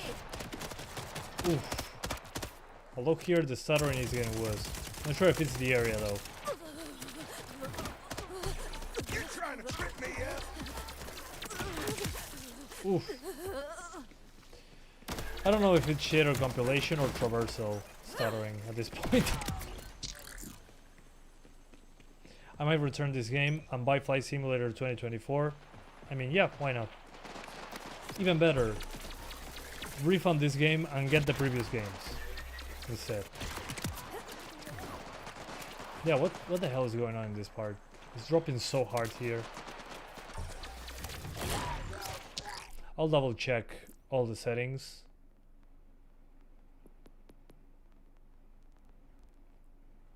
Let's put everything on low super quick. Hilarious. Even changing settings takes forever. Just look at that. Ready to see the unseen? The game even struggles to load the assets when I change settings.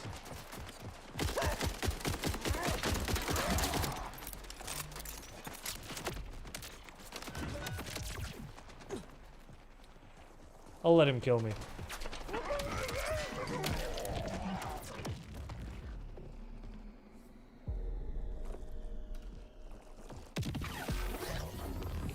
Jesus Christ.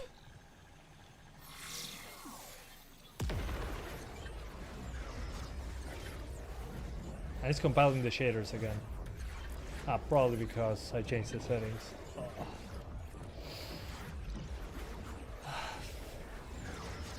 CPU is crying. Yeah, it's loading the shaders again.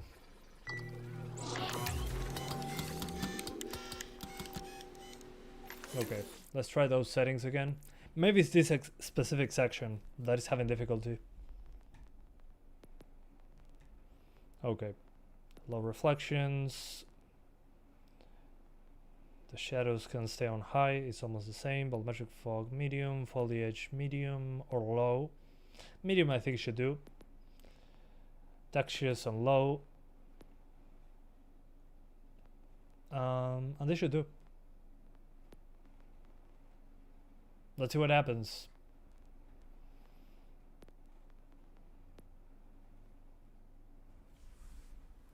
Oh, dude. Gearbox recommends waiting for 15 minutes after changing settings. What? You what? That's so stupid. At that point, restart the game. Come on, man.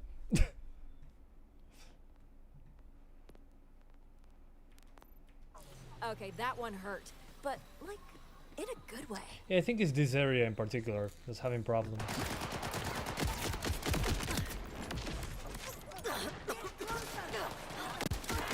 Yeah, I think I'll just restart the game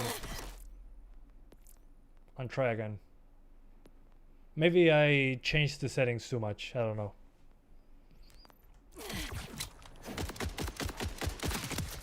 But it runs basically the same as 4060. Ah, and it crashed. Exception access violation. What happened when the crash occurred? Easy. I was trying to play the game. I failed. Sorry, Randy. I needed another 5090, but the power went out.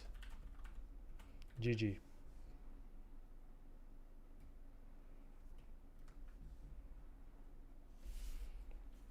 Can the 1650 run the game? We'll see.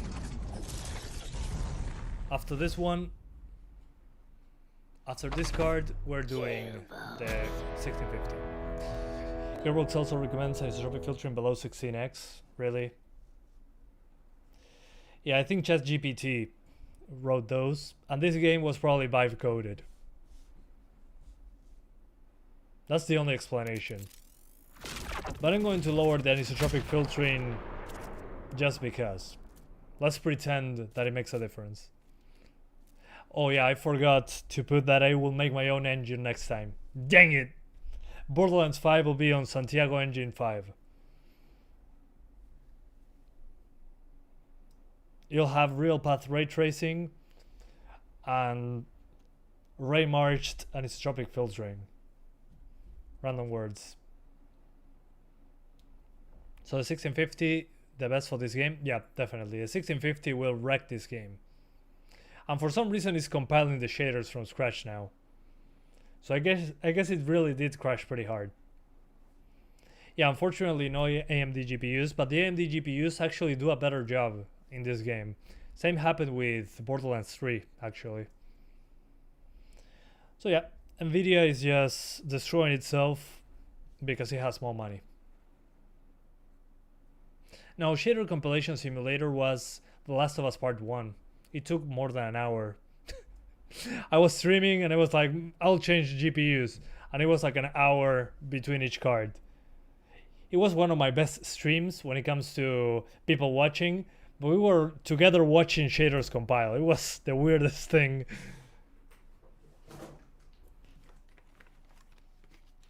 Yeah, FrameGen is the only way to actually seem smooth in this game.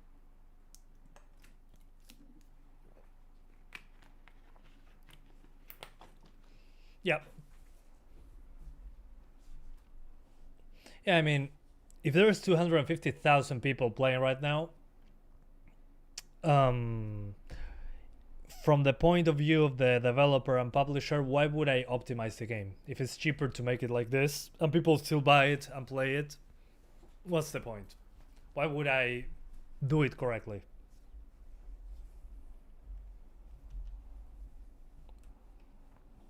Yeah, I would even play Assassin's Creed Shadows. At least it runs better.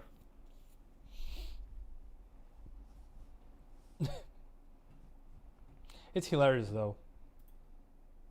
Many youngsters are playing this one now. Your sister with her PS5. I mean, it makes sense because the art style really is very appealing. It has a good sense of humor. I mean, the only thing that needs is better performance. The game is probably great. I mean, I just wish it wasn't so expensive for the performance it's asking for. Yeah, it runs better on consoles, definitely. But you usually optimize for the consoles individually. I wonder how the Switch 2 version will be. But I'll make a video about that. I got a Switch 2 a couple days ago. So if the Switch 2 is actually a decent experience, there's no excuse not to make it work properly on PC. Digital Foundry hasn't released their analysis on this one yet. The thing with Digital Foundry is that they have way too many things to cover. They need more people on that one. The thing is, yeah, they're now independent. They went out of IGN. But if you're trying to do Discord, Patreon, and whatever else that they're doing, it's probably very difficult to be up to date and release stuff in a timely manner. That's what bothers me about Digital Foundry now. But I get it.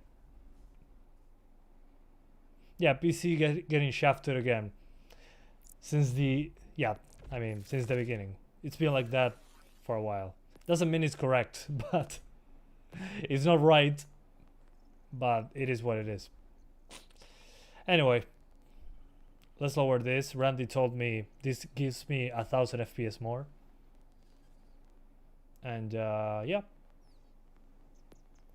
And this on medium probably. Before I have to restart the game again. And sure, you on medium as well, and you on medium. Why not? Let us continue.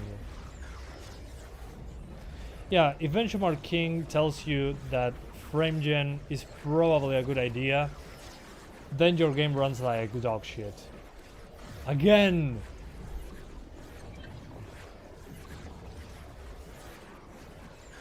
Why are we doing this again?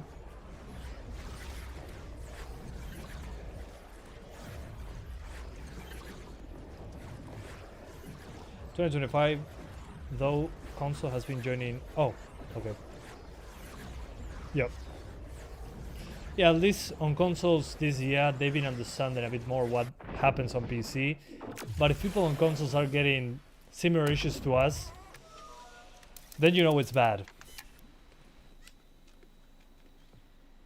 Okay, now it's actually working. But you need quality. Now don't get all fussy. How you like it? Still, on this part I'm actually CPU limited. If you see the GPU usage, it drops below 90%. So we're not even using the entire GPU. We're CPU bound. I'm stuttering.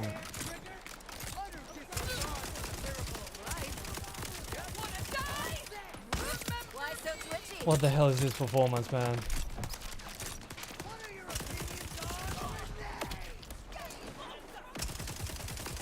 Okay, I see how it is.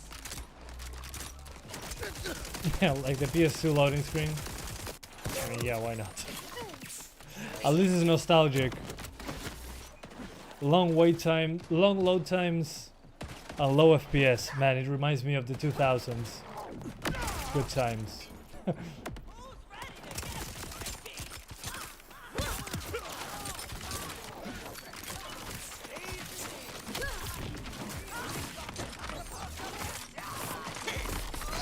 Excuse me, sir. I need a revive. Thank you.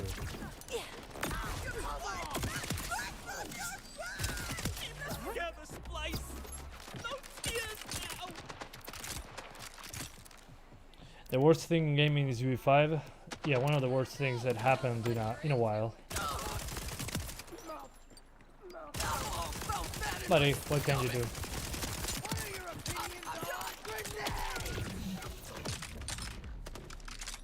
We still buy the games at the end of the day.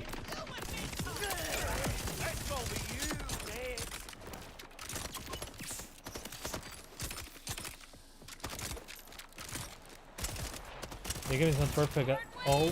There are a lot of problems with it. Yeah. Another thing that I can say is that it's a fun game. Just I wish all the pieces of the puzzle will come together on this one. And this guy. Oh, I thought he was stuck in the ground. My bad.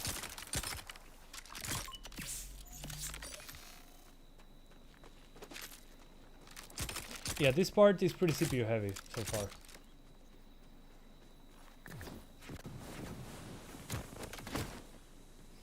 It's weird not to have a minimap.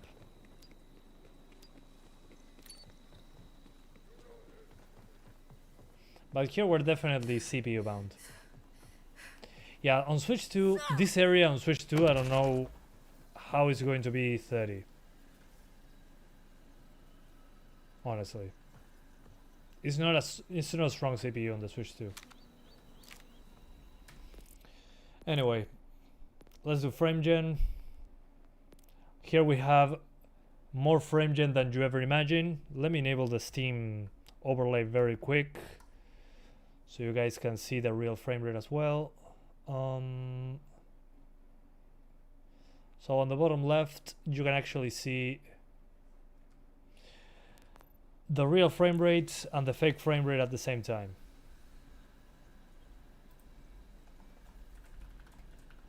So 2x frame gen, we're getting 94 FPS, and the real frame rate is 46. At the bottom left there, you can see it.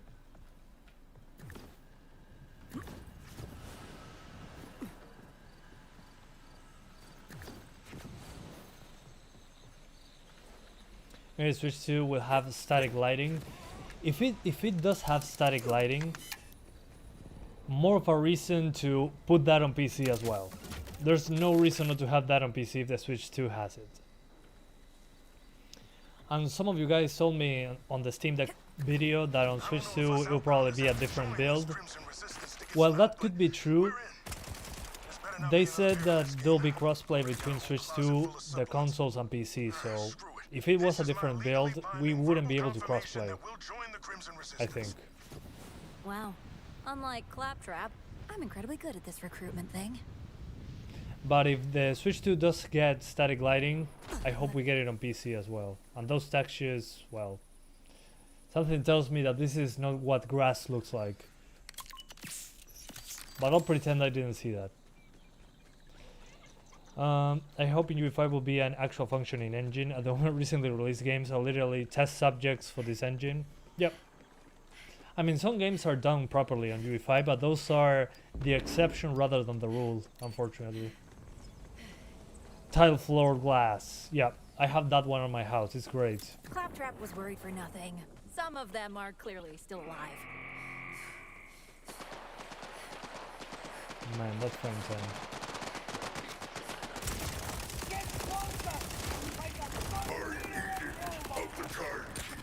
It's fun because the stutters... Oh, Thanos. Gold Thanos. Anyway. The thing is, if you put the stuttering in the mix, with frame gen the stuttering is more obvious because when you are duplicating those frames and the game stops for a couple milliseconds, it gets more obvious. Nice gun.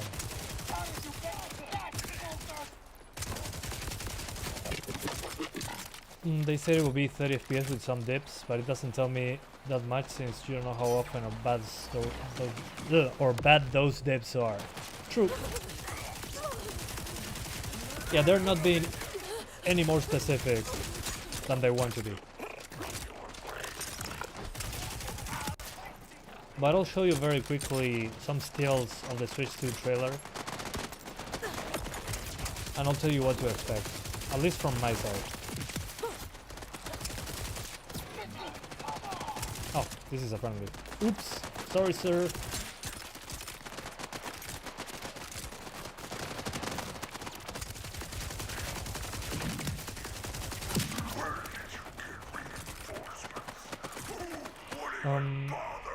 Okay. Yeah, Chronos. I think Chronos right now is a better use of your money, just because they actually made it functioning on Switch 2 and Steam.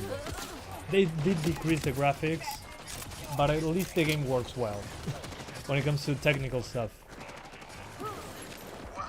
But it's more of a blend of Dead Space, Evil Within, Resident Evil, and Silent Hill.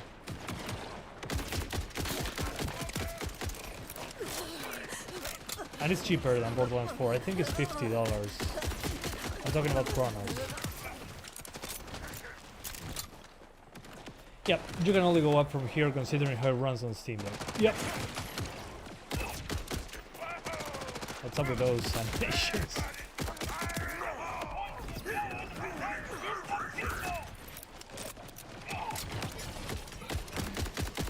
Oh, talking about frames, let's go 4 times, because if we can have that on our hardware, why not take advantage of it? Oh dude, that input lag, Jesus Christ, this is horrible. Okay guys, don't use 4 times. My base frame rate is 36 with 4 times upscaling. It says 150, but internally 30. And dude, the input lag. Jesus Christ.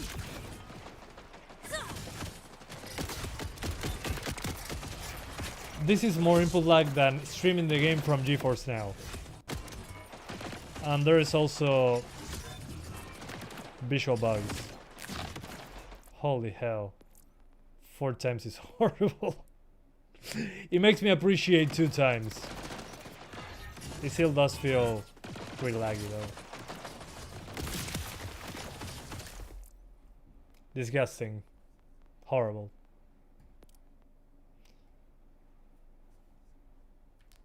And well, this is the real frame rate. Ooh, and it responds right away. It doesn't look as smooth.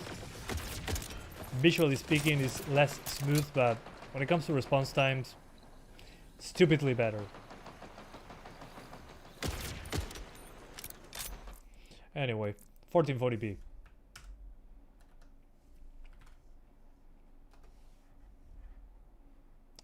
$35 FPS at 720p medium on a 5060.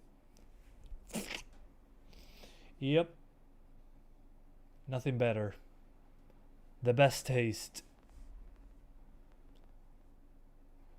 Okay, 1440p, and we're using balanced upscaling.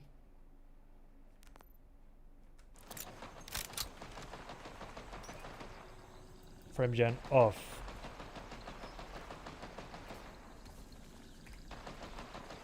And yes, that's right, it's medium settings.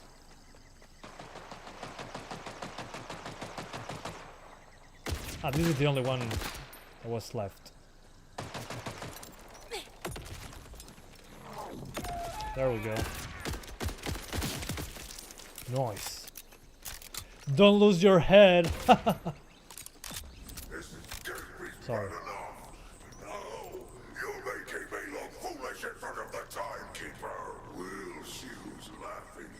Minus 10 FPS, yep. But it looks way better at 1440p.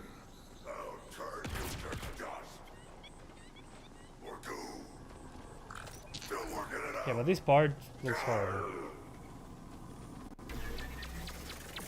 Secret weapon? Don't like the sound of that. I've worked way too hard on my physique to have it turned into goo. At least we're safe for now. Thanks to you. Come on down to the bunker. Virtuos worked on MGS Delta and Oblivion Remastered. Coincidence? I think not. Yeah, no, Virtuos is on my blacklist when it comes to PC ports on UE5. Metal Gear Solid Delta, I think, runs similar to Borderlands 4. So that game has even less of an excuse. Because that's a game with separate zones.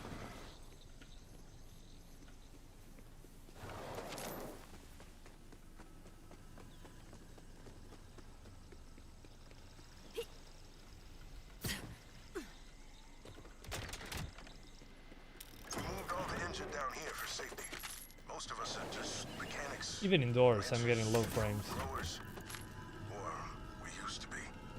Now we're soldiers.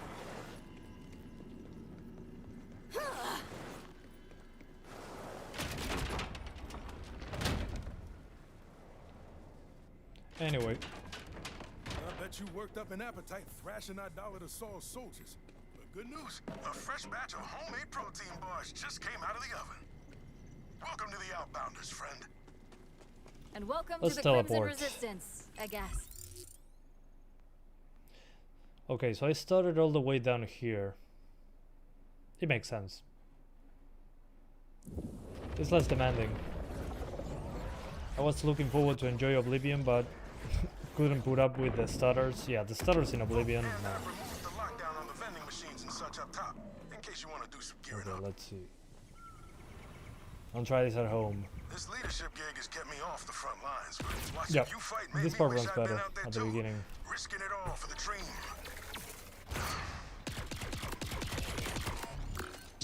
A bit better.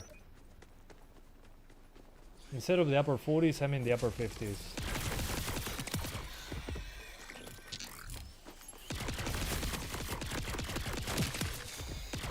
So easy.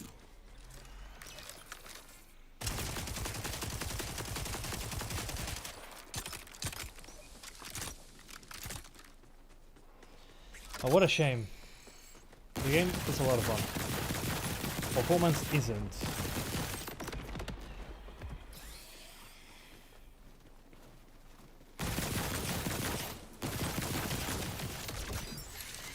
Oh, hi there. We're finally awake.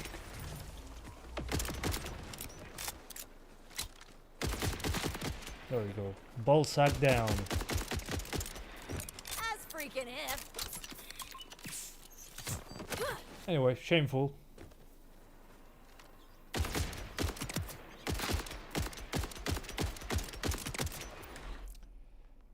Let's see, what else? Well, the other option is to go performance upscaling, which is pretty damn low. This is 720 at the end of the day. Yeah, attack me, whatever. But this is the best solution over FrameGen, I'd say.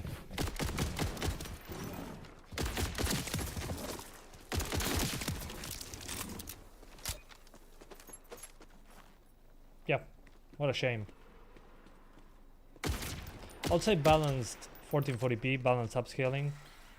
Should be decent enough, but if you want a little bit more oomph out of the performance, you need to upscale quite a bit more. Apart from the performance issues, how is the game, by the way? Yeah, it's better than the third one, definitely. At least in the first hour or so. At least in my opinion, it's better than the third one. By the first hour alone.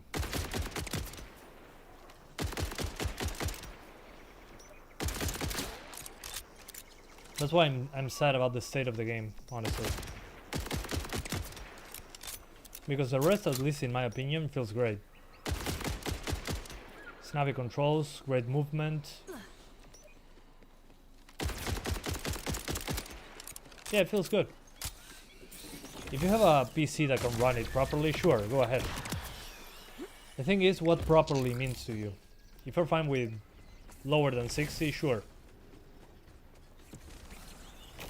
But it's sad because this could have been avoided with proper work on the optimization.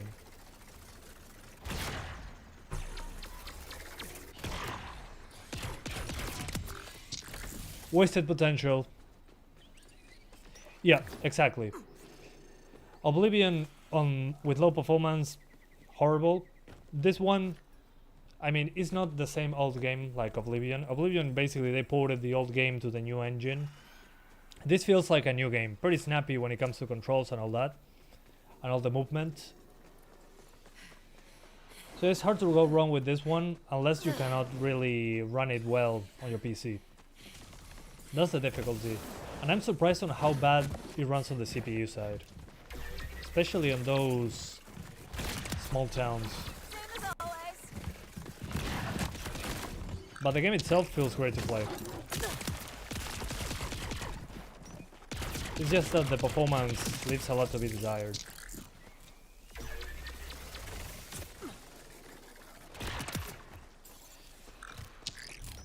Learned about you for Doom the Dark Ages? Man, it's been a while. I forgot about Doom the Dark Ages. I wish it wasn't so expensive. I think the price put people off from the Doom game. It was on Game Pass, yeah, but still. You have a 4060 and it's still performing poorly after they patched. Yeah, no wonder. Yeah, they usually say they fixed it and it's BS.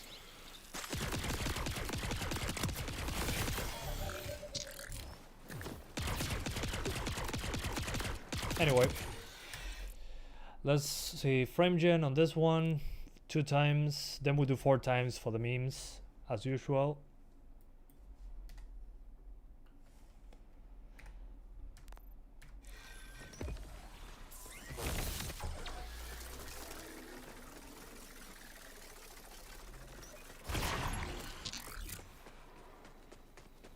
So real frame rate 40 something, frame gen frame rate 90 something. No surprise. Bigger number doesn't always mean better. Imagine this game with the Dark Ages frame times. Oof, that would be nice. It would be fantastic.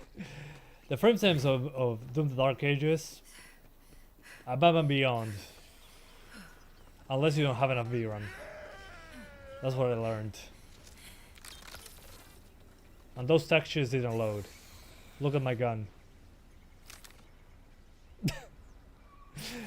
Yeah, in this case I think the biggest problem on the 4060 and the 5060 is the VRAM, actually.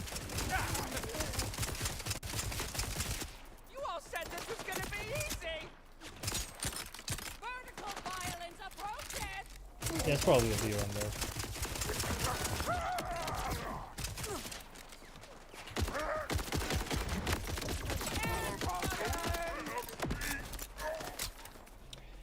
Did open game through Nvidia app? Yeah, you can do that, but it won't make a huge difference. Come on. It's going to change the settings. I call this move a work-life balance. Oh, thank God. I wish the Nvidia app was magic though. Into the dark.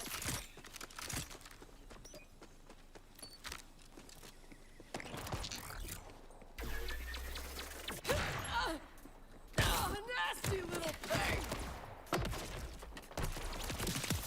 Another Don't lose your head. Oh, your brain.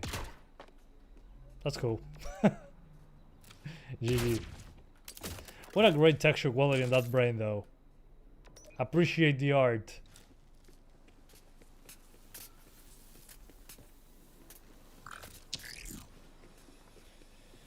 Okay, have a good one, Frosty. Thanks for watching. Anyway, before I do the 1650, I mean, this is pretty similar to what the 4060 was getting. I'm pretty sure this is a VRAM problem at this point, especially when enabling frame gen. I lose quite a few frames. Frame gen uses a lot of VRAM as well. And well, with 4 times frame gen, it makes me want to puke.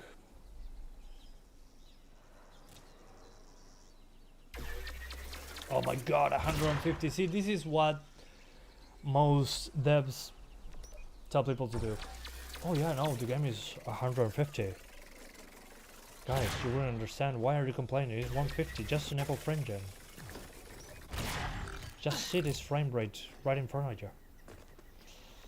Well, if you see a video like this without context, you'll be like, oh man, it's 140. That's awesome.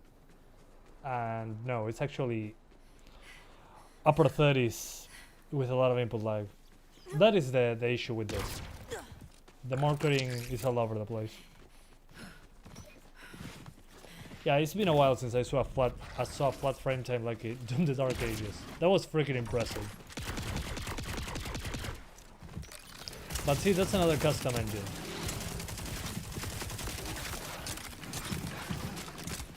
But it runs so well. Look at the frame rate, guys.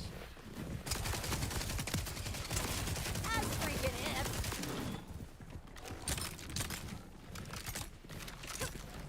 Anyway, let's do the 1650. I'm going to disable DLSS because the 1650 doesn't support it. I'm going to put it on the lowest settings right away. Yeah, there it goes. Lowest settings. Yep. Oh look, Genshin Impact. Sorry, Super Mario 64.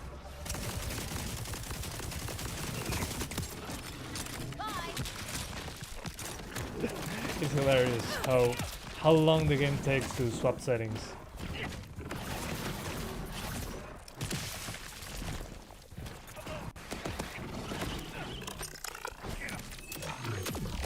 I feel different. Like good. Low settings is hilarious. And as you can see, I'm at native 1440p now on low. That's how bad this runs. Is this peak? Yes, it is.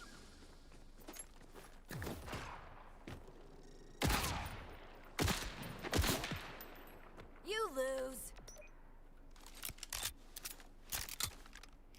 Okay, PS4. No, the PS4. Borderlands 3 on PS4 looks better than this.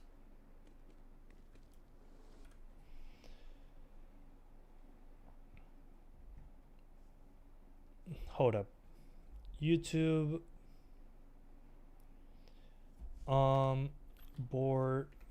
Borderlands 4 Switch 2.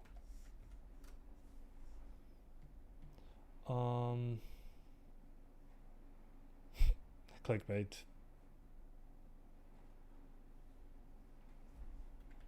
Trailer. Because the trailer is actually Switch 2 footage. And I'm not going to play it like a video because I'll get probably copyrighted. But what I'm noticing here is the enemy lacks a shadow. There is some reflection going on there, probably screen space. See, outside there's no grass on the Switch 2 version. Coincidence? I think not. Then let's see what else. Texture quality could be video compression. This video is at 1080p. Yeah, shadow quality seems to be okay. Yeah, I see some lower resolution shadows. What's next? Yeah, smaller shadows there.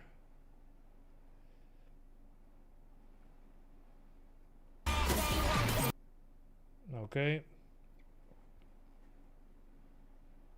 Yeah, they showed 30 seconds of cut footage. But I think this frame is the clearest. I mean, no grass. Lighting seems a bit different though. Was texture quality and shadow quality. But it still looks like Borderlands 4. So we'll see if the Switch 2 version actually runs well. We might be able to replicate that on Steam Deck. Still. Very quickly, I'll show you once again Borderlands 3 on the same card. I just need to put it at DX12.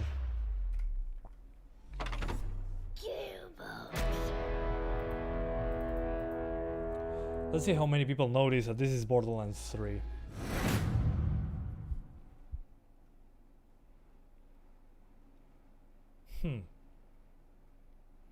Well, I actually played Borderlands 3 on Switch 1. I made a video.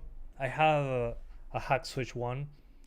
And I overclocked it to see what happened. And it actually ran pretty well. Graphics were worse, obviously. But still. Disable the HUD and no one will notice. Good point. I will do that. Let me put DX12. If it says DX11, it will be too obvious.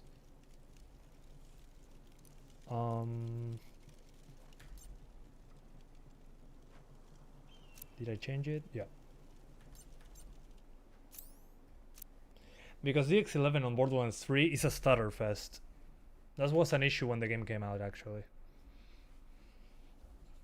But I remember it ran pretty poorly and had a lot of stuttering. Before shader compilation stutter was the name of the game, this game already had that.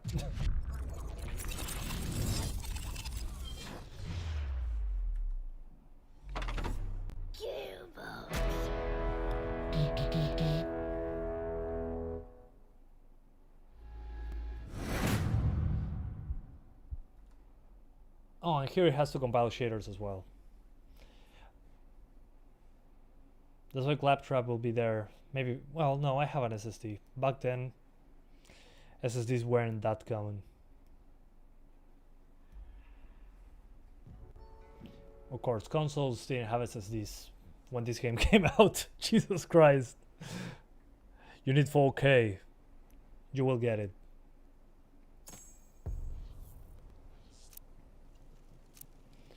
Am I on the highest? Yes. Also, one thing the Borderlands 4 is missing is a benchmark tool. That was pretty useful. Oh, the HUD. Now tutorials. Maybe here, the HUD. Safe area. No. Can I turn off the HUD in this game?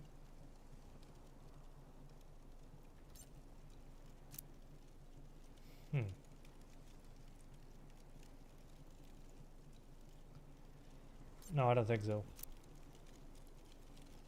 Visuals, sound. Nope. Can't turn off the HUD. Yeah, the loading screen of Claptrap dancing took forever on PS4. On Switch 1 also took forever.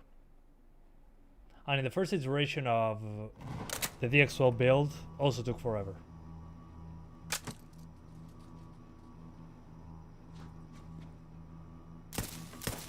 Yeah, it still has shader compilation issues. But anyway, I don't know what you guys are saying. The game runs fantastic. Borderlands 4, look at it. I'm playing on a 5060 maxed out, no frame gen, no DLSS. It has a bit of stuttering, but I don't know what you guys are talking about. Randy is right. Oof. Yeah, well, Borderlands also has the same issues as most games in those engines. This one has Unreal Engine 4 stutter.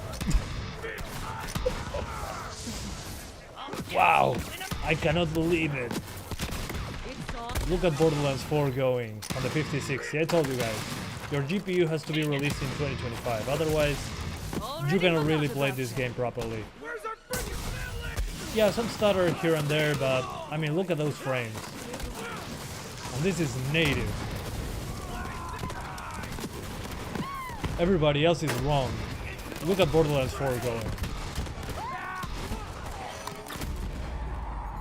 And how did I level up so quickly? I don't know, man.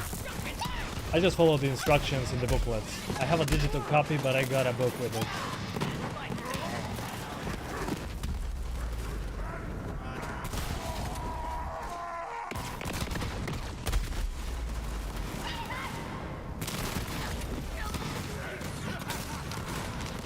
Yeah, Borderlands 4 is awesome, guys. Look at this.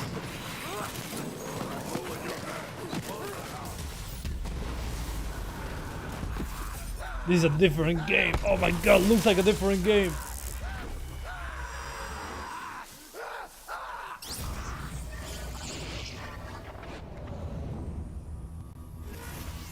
Hyperion asks, did we ever tell you the definition of insanity?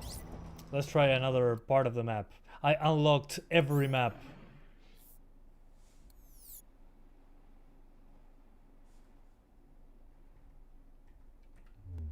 Let me see.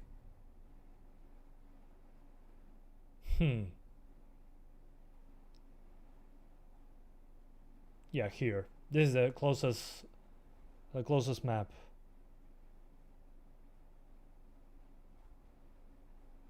I really forgot how to interact with this map. Holy hell.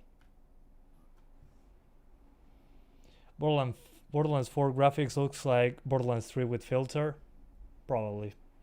The thing is, here there's no ray tracing or anything like that. No nanite, no lumen. These are cube maps. This is not ray tracing. Holy stuttering Batman.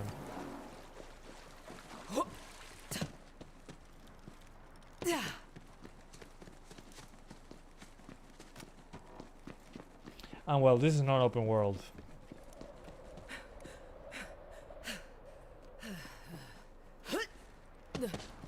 So yeah, I mean, it's pretty close. Yeah, they optimized it already. Look at this, 180.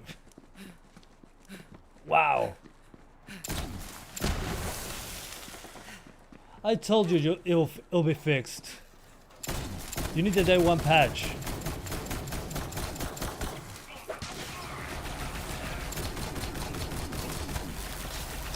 Damn.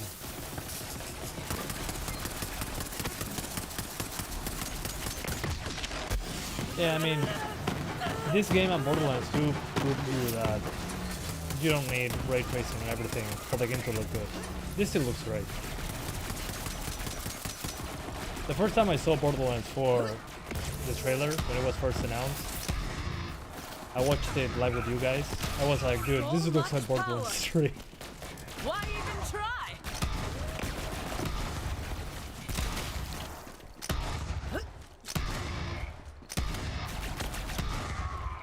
Is there any upscaling on DLSS in this game? None on this one. There is FSR sharpening, but it's not even upscaling, it's just sharpening.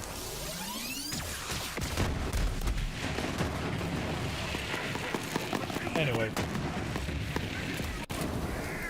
So as you can see, Borderlands 3 still looks good. Why couldn't they use Unreal Engine 4 and fix the stutters instead? Your guess is as good as mine. Anyway. Boop. Borderlands 3. Get Borderlands 3, guys. That's it. I mean, it's not as good of a game, but it runs way better. Boom! Next gen is boring, no upscale and no frame gen. Oh no! Unplayable, 1 out of 10. If I cannot add input latency, it's unplayable.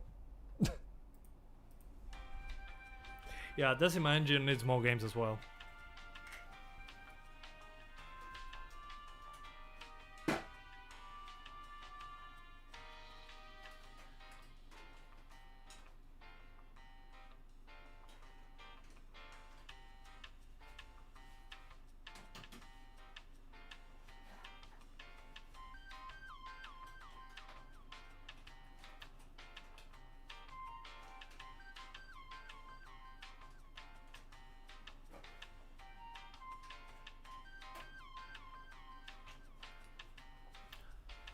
Okay, so to finish up, we're doing the 1650.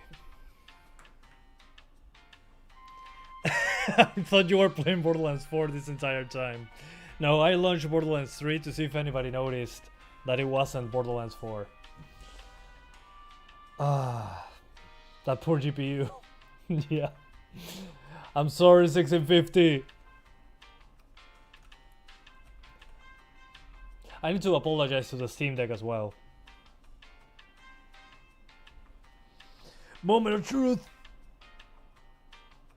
If 1650 can launch Borderlands 4, it will be hilarious. I think it's going to launch it, but probably going to be a murder scene.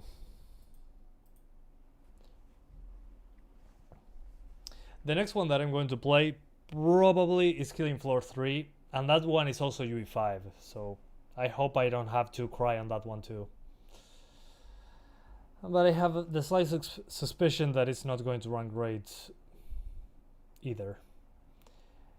It'll be 15 FPS native 1080p at best. I think you're being too generous. That's probably going to be like that, but at 720. But we'll see. What's the name of the little guy in your PC? You mean the charger or the Iron Man Lego thing?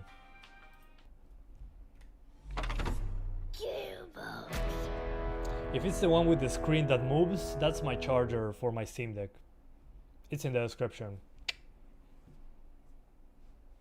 Yeah, it's a UGREEN charger that has a face that moves depending on what's going on. If it's plugged in and not charging anything, it's like blinking. And if it's charging something, it's an animation of him eating something and being happy. And once it finishes charging something, it puts itself sunglasses. It's pretty cool. I put it there because I like it. It's not sponsored. What's your main GPU? RTX 4090. That's the streaming PC. Which I think, again, this will be a good time, well, tomorrow probably, to do a stream on the 4090 being the main GPU being tested. So I use my other PC as a streaming PC, and I show you if the game runs well or not and how much memory it uses and all that. Because a 4090 is still faster than a 5080 at the end of the day. Yeah, 15 FPS in the menu. And it's not rendering anything.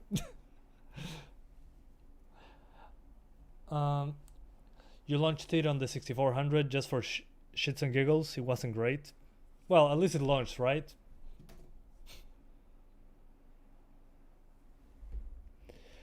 Yeah, but what bothers me the most here, apart from the GPU performance, is how CPU intensive it is. It's kind of crazy, if you think about it.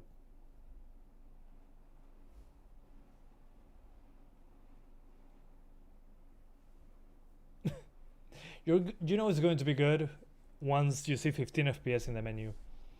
Same happened with the Steam Deck, actually. That's pretty funny. Gearbox is mining Bitcoin on your CPUs. Good point, maybe. Every time you get a headshot, that's 1 minute mining Bitcoins. Yeah, I don't get why it's so CPU hungry. it's not like, yeah. I mean, there's a big map, I get it. There's some enemies, but it's not like you have a horde of enemies. Yeah, I mean, look at this. Jesus Christ. This is native 1080p though. FSR, TSR. TSR looks better on this one actually.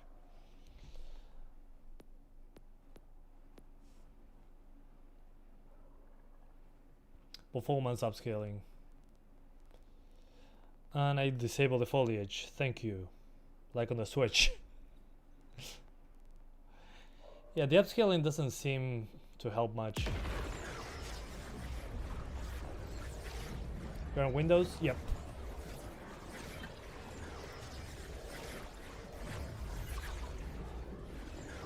TSR performance. Absolute cinema. Even looking at the water is not enough. Yeah, the VRAM here, the main problem, apart from the game running poorly, is the VRAM. We only have 4 gigs. And despite being on the lowest settings, we still have reflections for some reason.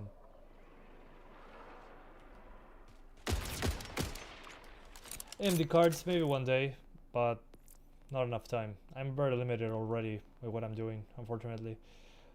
Let's do FSR.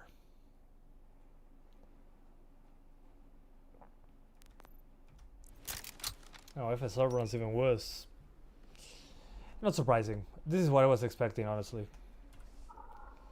Let's do 720. The thing is, VRAM here is such a limitation that it's not gonna happen.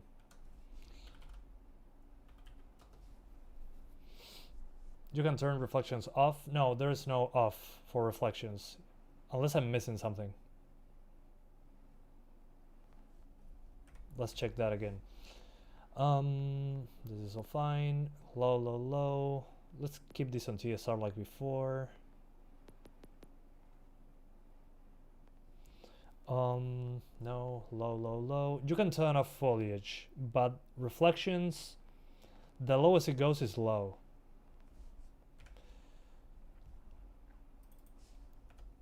So 720p low, TSR performance. So this is 360p.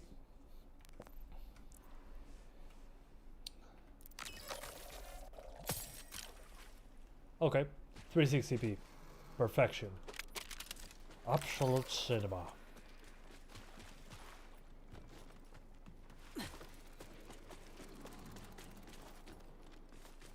As soon as I move, it's going to get worse and worse, though.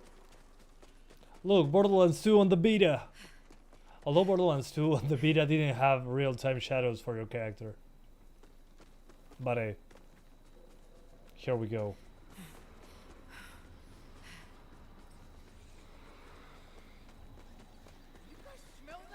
Ha, it said minimum requirement, 8 gigabytes of VRAM. Bullshit! I'm playing with 4 gigabytes of VRAM. Look at me, enjoying my experience. Next gen gaming. It's funny because it runs better on Steam Deck. If you can see my map, wrong side.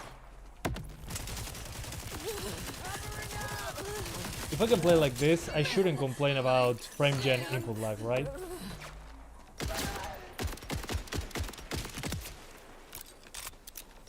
Yeah, why people hate, man. I can play the game just fine with below the minimum requirements. If somebody asks, just link them this part of the video. Obviously, Randy was right. I mean, just look at me enjoying Borderlands 4 on my trusty 4GB GPU. These people, man, they cannot appreciate the optimization.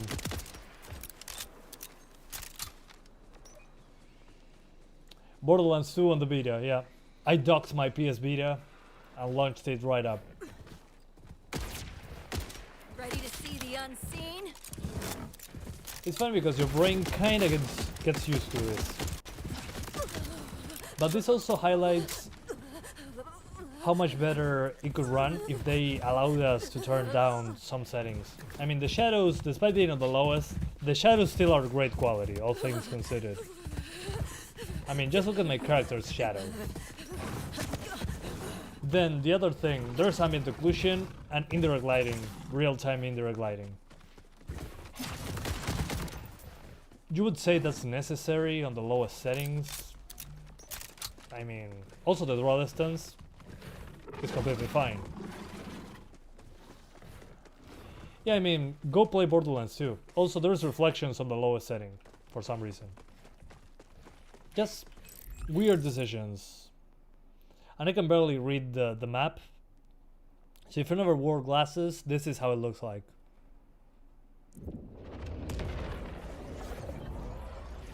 Game rendering at 360p but shadows at 4K. Exactly. It makes no sense.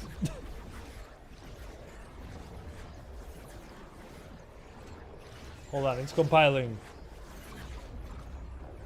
Almost there. I installed it on my SNES cartridge. That's why it's taking forever. Yeah, I mean, look at this.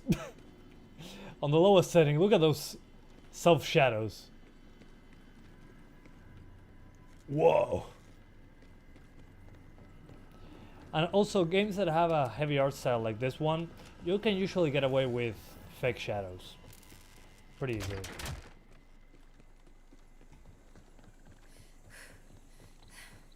Yeah, the thick outlines is very Borderlands 2 on the Vita. Very nostalgic.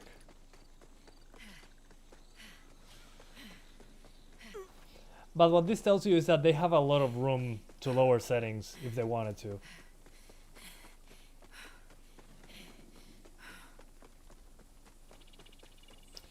You know what, 360p is not low enough. We gotta go lower. Let's go ultra performance. Here we go. Actually, we don't have ultra performance TSR. Oh well, XeSS. It's probably going to run poorly though. Actually, ultra performance fits better. The theme is better with ultra performance. There we go. Anyway, did Gearbox give you a key? I'm shocked. Yeah, they gave me a key. 2K gave me a key actually. Gearbox is the developer, but yeah, at the top right corner, I said it at the start of the stream actually. So thanks to 2K for providing a code of the game. The funniest thing about that, though, which I find pretty funny, well, also Benchmark King got a key as well. So a Giga Chad, he made a great video talking about the settings. Highly recommend it. I got a key, but I didn't get any key. I got the super duper edition, so I got all the DLC. I got the $120 version of the game. What a waste. That won't change my score. This is the best game I've ever played, guys. I mean, I'm almost crying over how excited I am to show you this game. You wouldn't believe. Yeah, they gave me the most expensive edition. And my channel, if you open my channel, it says Steam Deck from top to bottom. So I don't get why they probably don't see the channels they send it to. It's probably just PR. But yeah, the PS Vita, I was talking about the PS Vita version of Borderlands 2. We're playing it right now. Great game. Very advanced for its time. I remember the PS Vita couldn't do shadows or reflections really. It was more flat lighting. But the Vita on Borderlands 2 even had screen space reflections. I mean, they were starting to test that technology on PlayStation 3, but the PS Vita had fully shaded reflective surfaces. And it also had very, very wide FOVs. Not even the PS5 nowadays can do 90 degrees on a Borderlands game. And even the draw distance, even for the Vita back then, you could see stuff way far into the distance. I remember being super impressed. Like, one of those pixels in the distance was actually a full tree being completely rendered. So yeah, the Vita was completely OP. It was more powerful than the PS3 because the PS3 was very hard to develop for. The PS Vita just went all in. Sony built it so people could actually do decent graphics. And here we are. Cinematic, yeah, very cinematic. I'm very... What's the name of this? Very nostalgic as well. Very nostalgic. Anyway. Let's open Borderlands 3 before I go.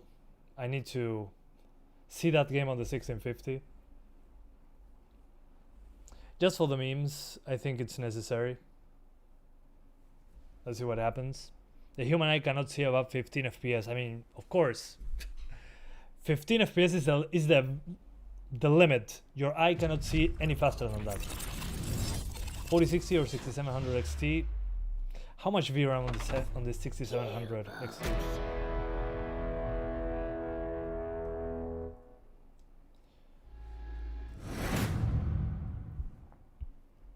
Yeah, I mean, I don't hold back due to free keys. Luckily nowadays, I get a lot of keys from publishers. So that's good to see. That helps a lot actually. It makes it way easier to do videos. But at the same time, if a game is big enough, I'll buy it anyway. I have a full-time job now, so I can afford it. I mean, if I have to buy every game that releases, well, it wouldn't be sustainable. But yeah, I mean, I cannot really hide it. It makes too much sense to say what's really happening.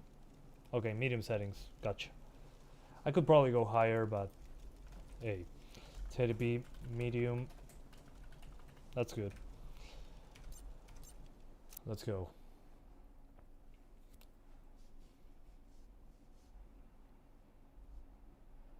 Maybe by the time GTA 7 releases, they'll fix Peak Engine 5. That soon?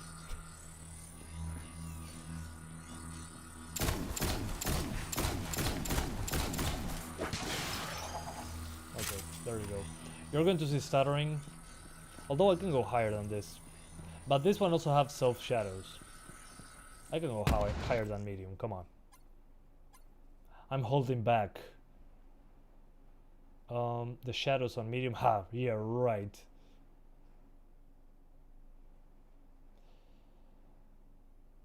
I'm missing something. Material. Oh, it's a different time of day. Never mind. Don't mind me. There you go. Medium high. And there you go. And it'll stutter because this is a game that has a stuttering issue.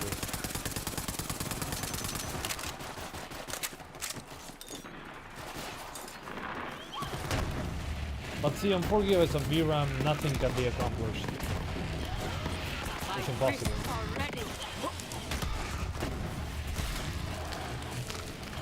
They said it was impossible.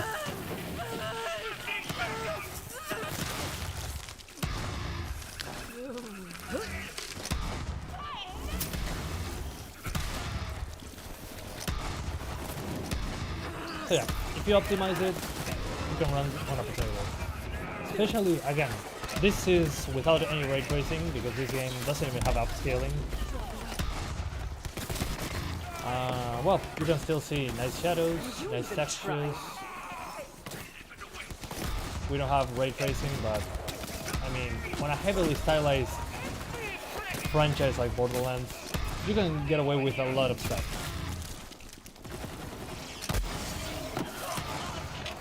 And the effects also look nice. You're welcome.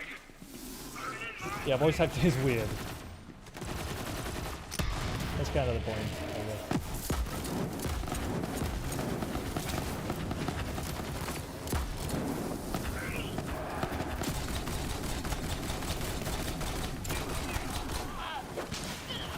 Is VSync on? No, it's off. That's why I use the screen there. I'm unstoppable.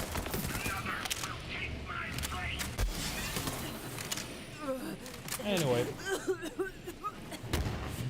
So, yeah, Borderlands 4 does look better, but this one doesn't look that much better than Borderlands 3. Again, the art style does the heavy lifting. And they can probably lower the settings further, let's be honest here. They could turn off shadows on Borderlands 4 or something. Yeah, if we cap it to 60, it'll be solid. The thing is, the stuttering is because shader compilation. Same as many UE4 games, unfortunately. So after you play for a few minutes, it compiles everything you need from gameplay. Again, it shouldn't do that, but it's better than 20 FPS. Although 20 FPS is oddly satisfying when you see it. Yeah, it's not as washed out. That's because we don't have... Actually, I have FXAA enabled. There's TAA, which I haven't used. This back then, yeah, TAA, there you go. Yeah, it looks way softer. This is what new games are using now, TAA. Although it's not as soft as most new games. And this is TAA. So my question is, why aren't we using graphics in a smart way? Some old graphics cards. That's probably it. Yeah, Dying Light the Beast, definitely. Quick, yeah? Anyway, so that's Borderlands 3. If you just arrived and you thought that was Borderlands 4, no, it's actually Borderlands 3. Borderlands 4 ran even better. Anyway, that's it for now. Thank you guys so much for watching this video. I hope you enjoyed it as much as I did, well, showing you the PS Vita version of Borderlands 2. Thanks again to 2K for providing the super duper edition of Borderlands 4. Thanks for that. That doesn't change my score, but I appreciate it. I'll be playing this game again probably on the 4090 just to show you how poorly it runs, because the 4090 is powerful, so it should run properly. And yeah, this is the latest patch. It says, please note that on PC you might see a command window briefly pop up. That's not a virus. It's just the Bitcoin miner. And yeah. And there was another update on the 13th. I'm using the latest driver, by the way. So yeah guys, thanks for watching, and I'll see ya next time. Bye guys, thanks for watching. Love you all.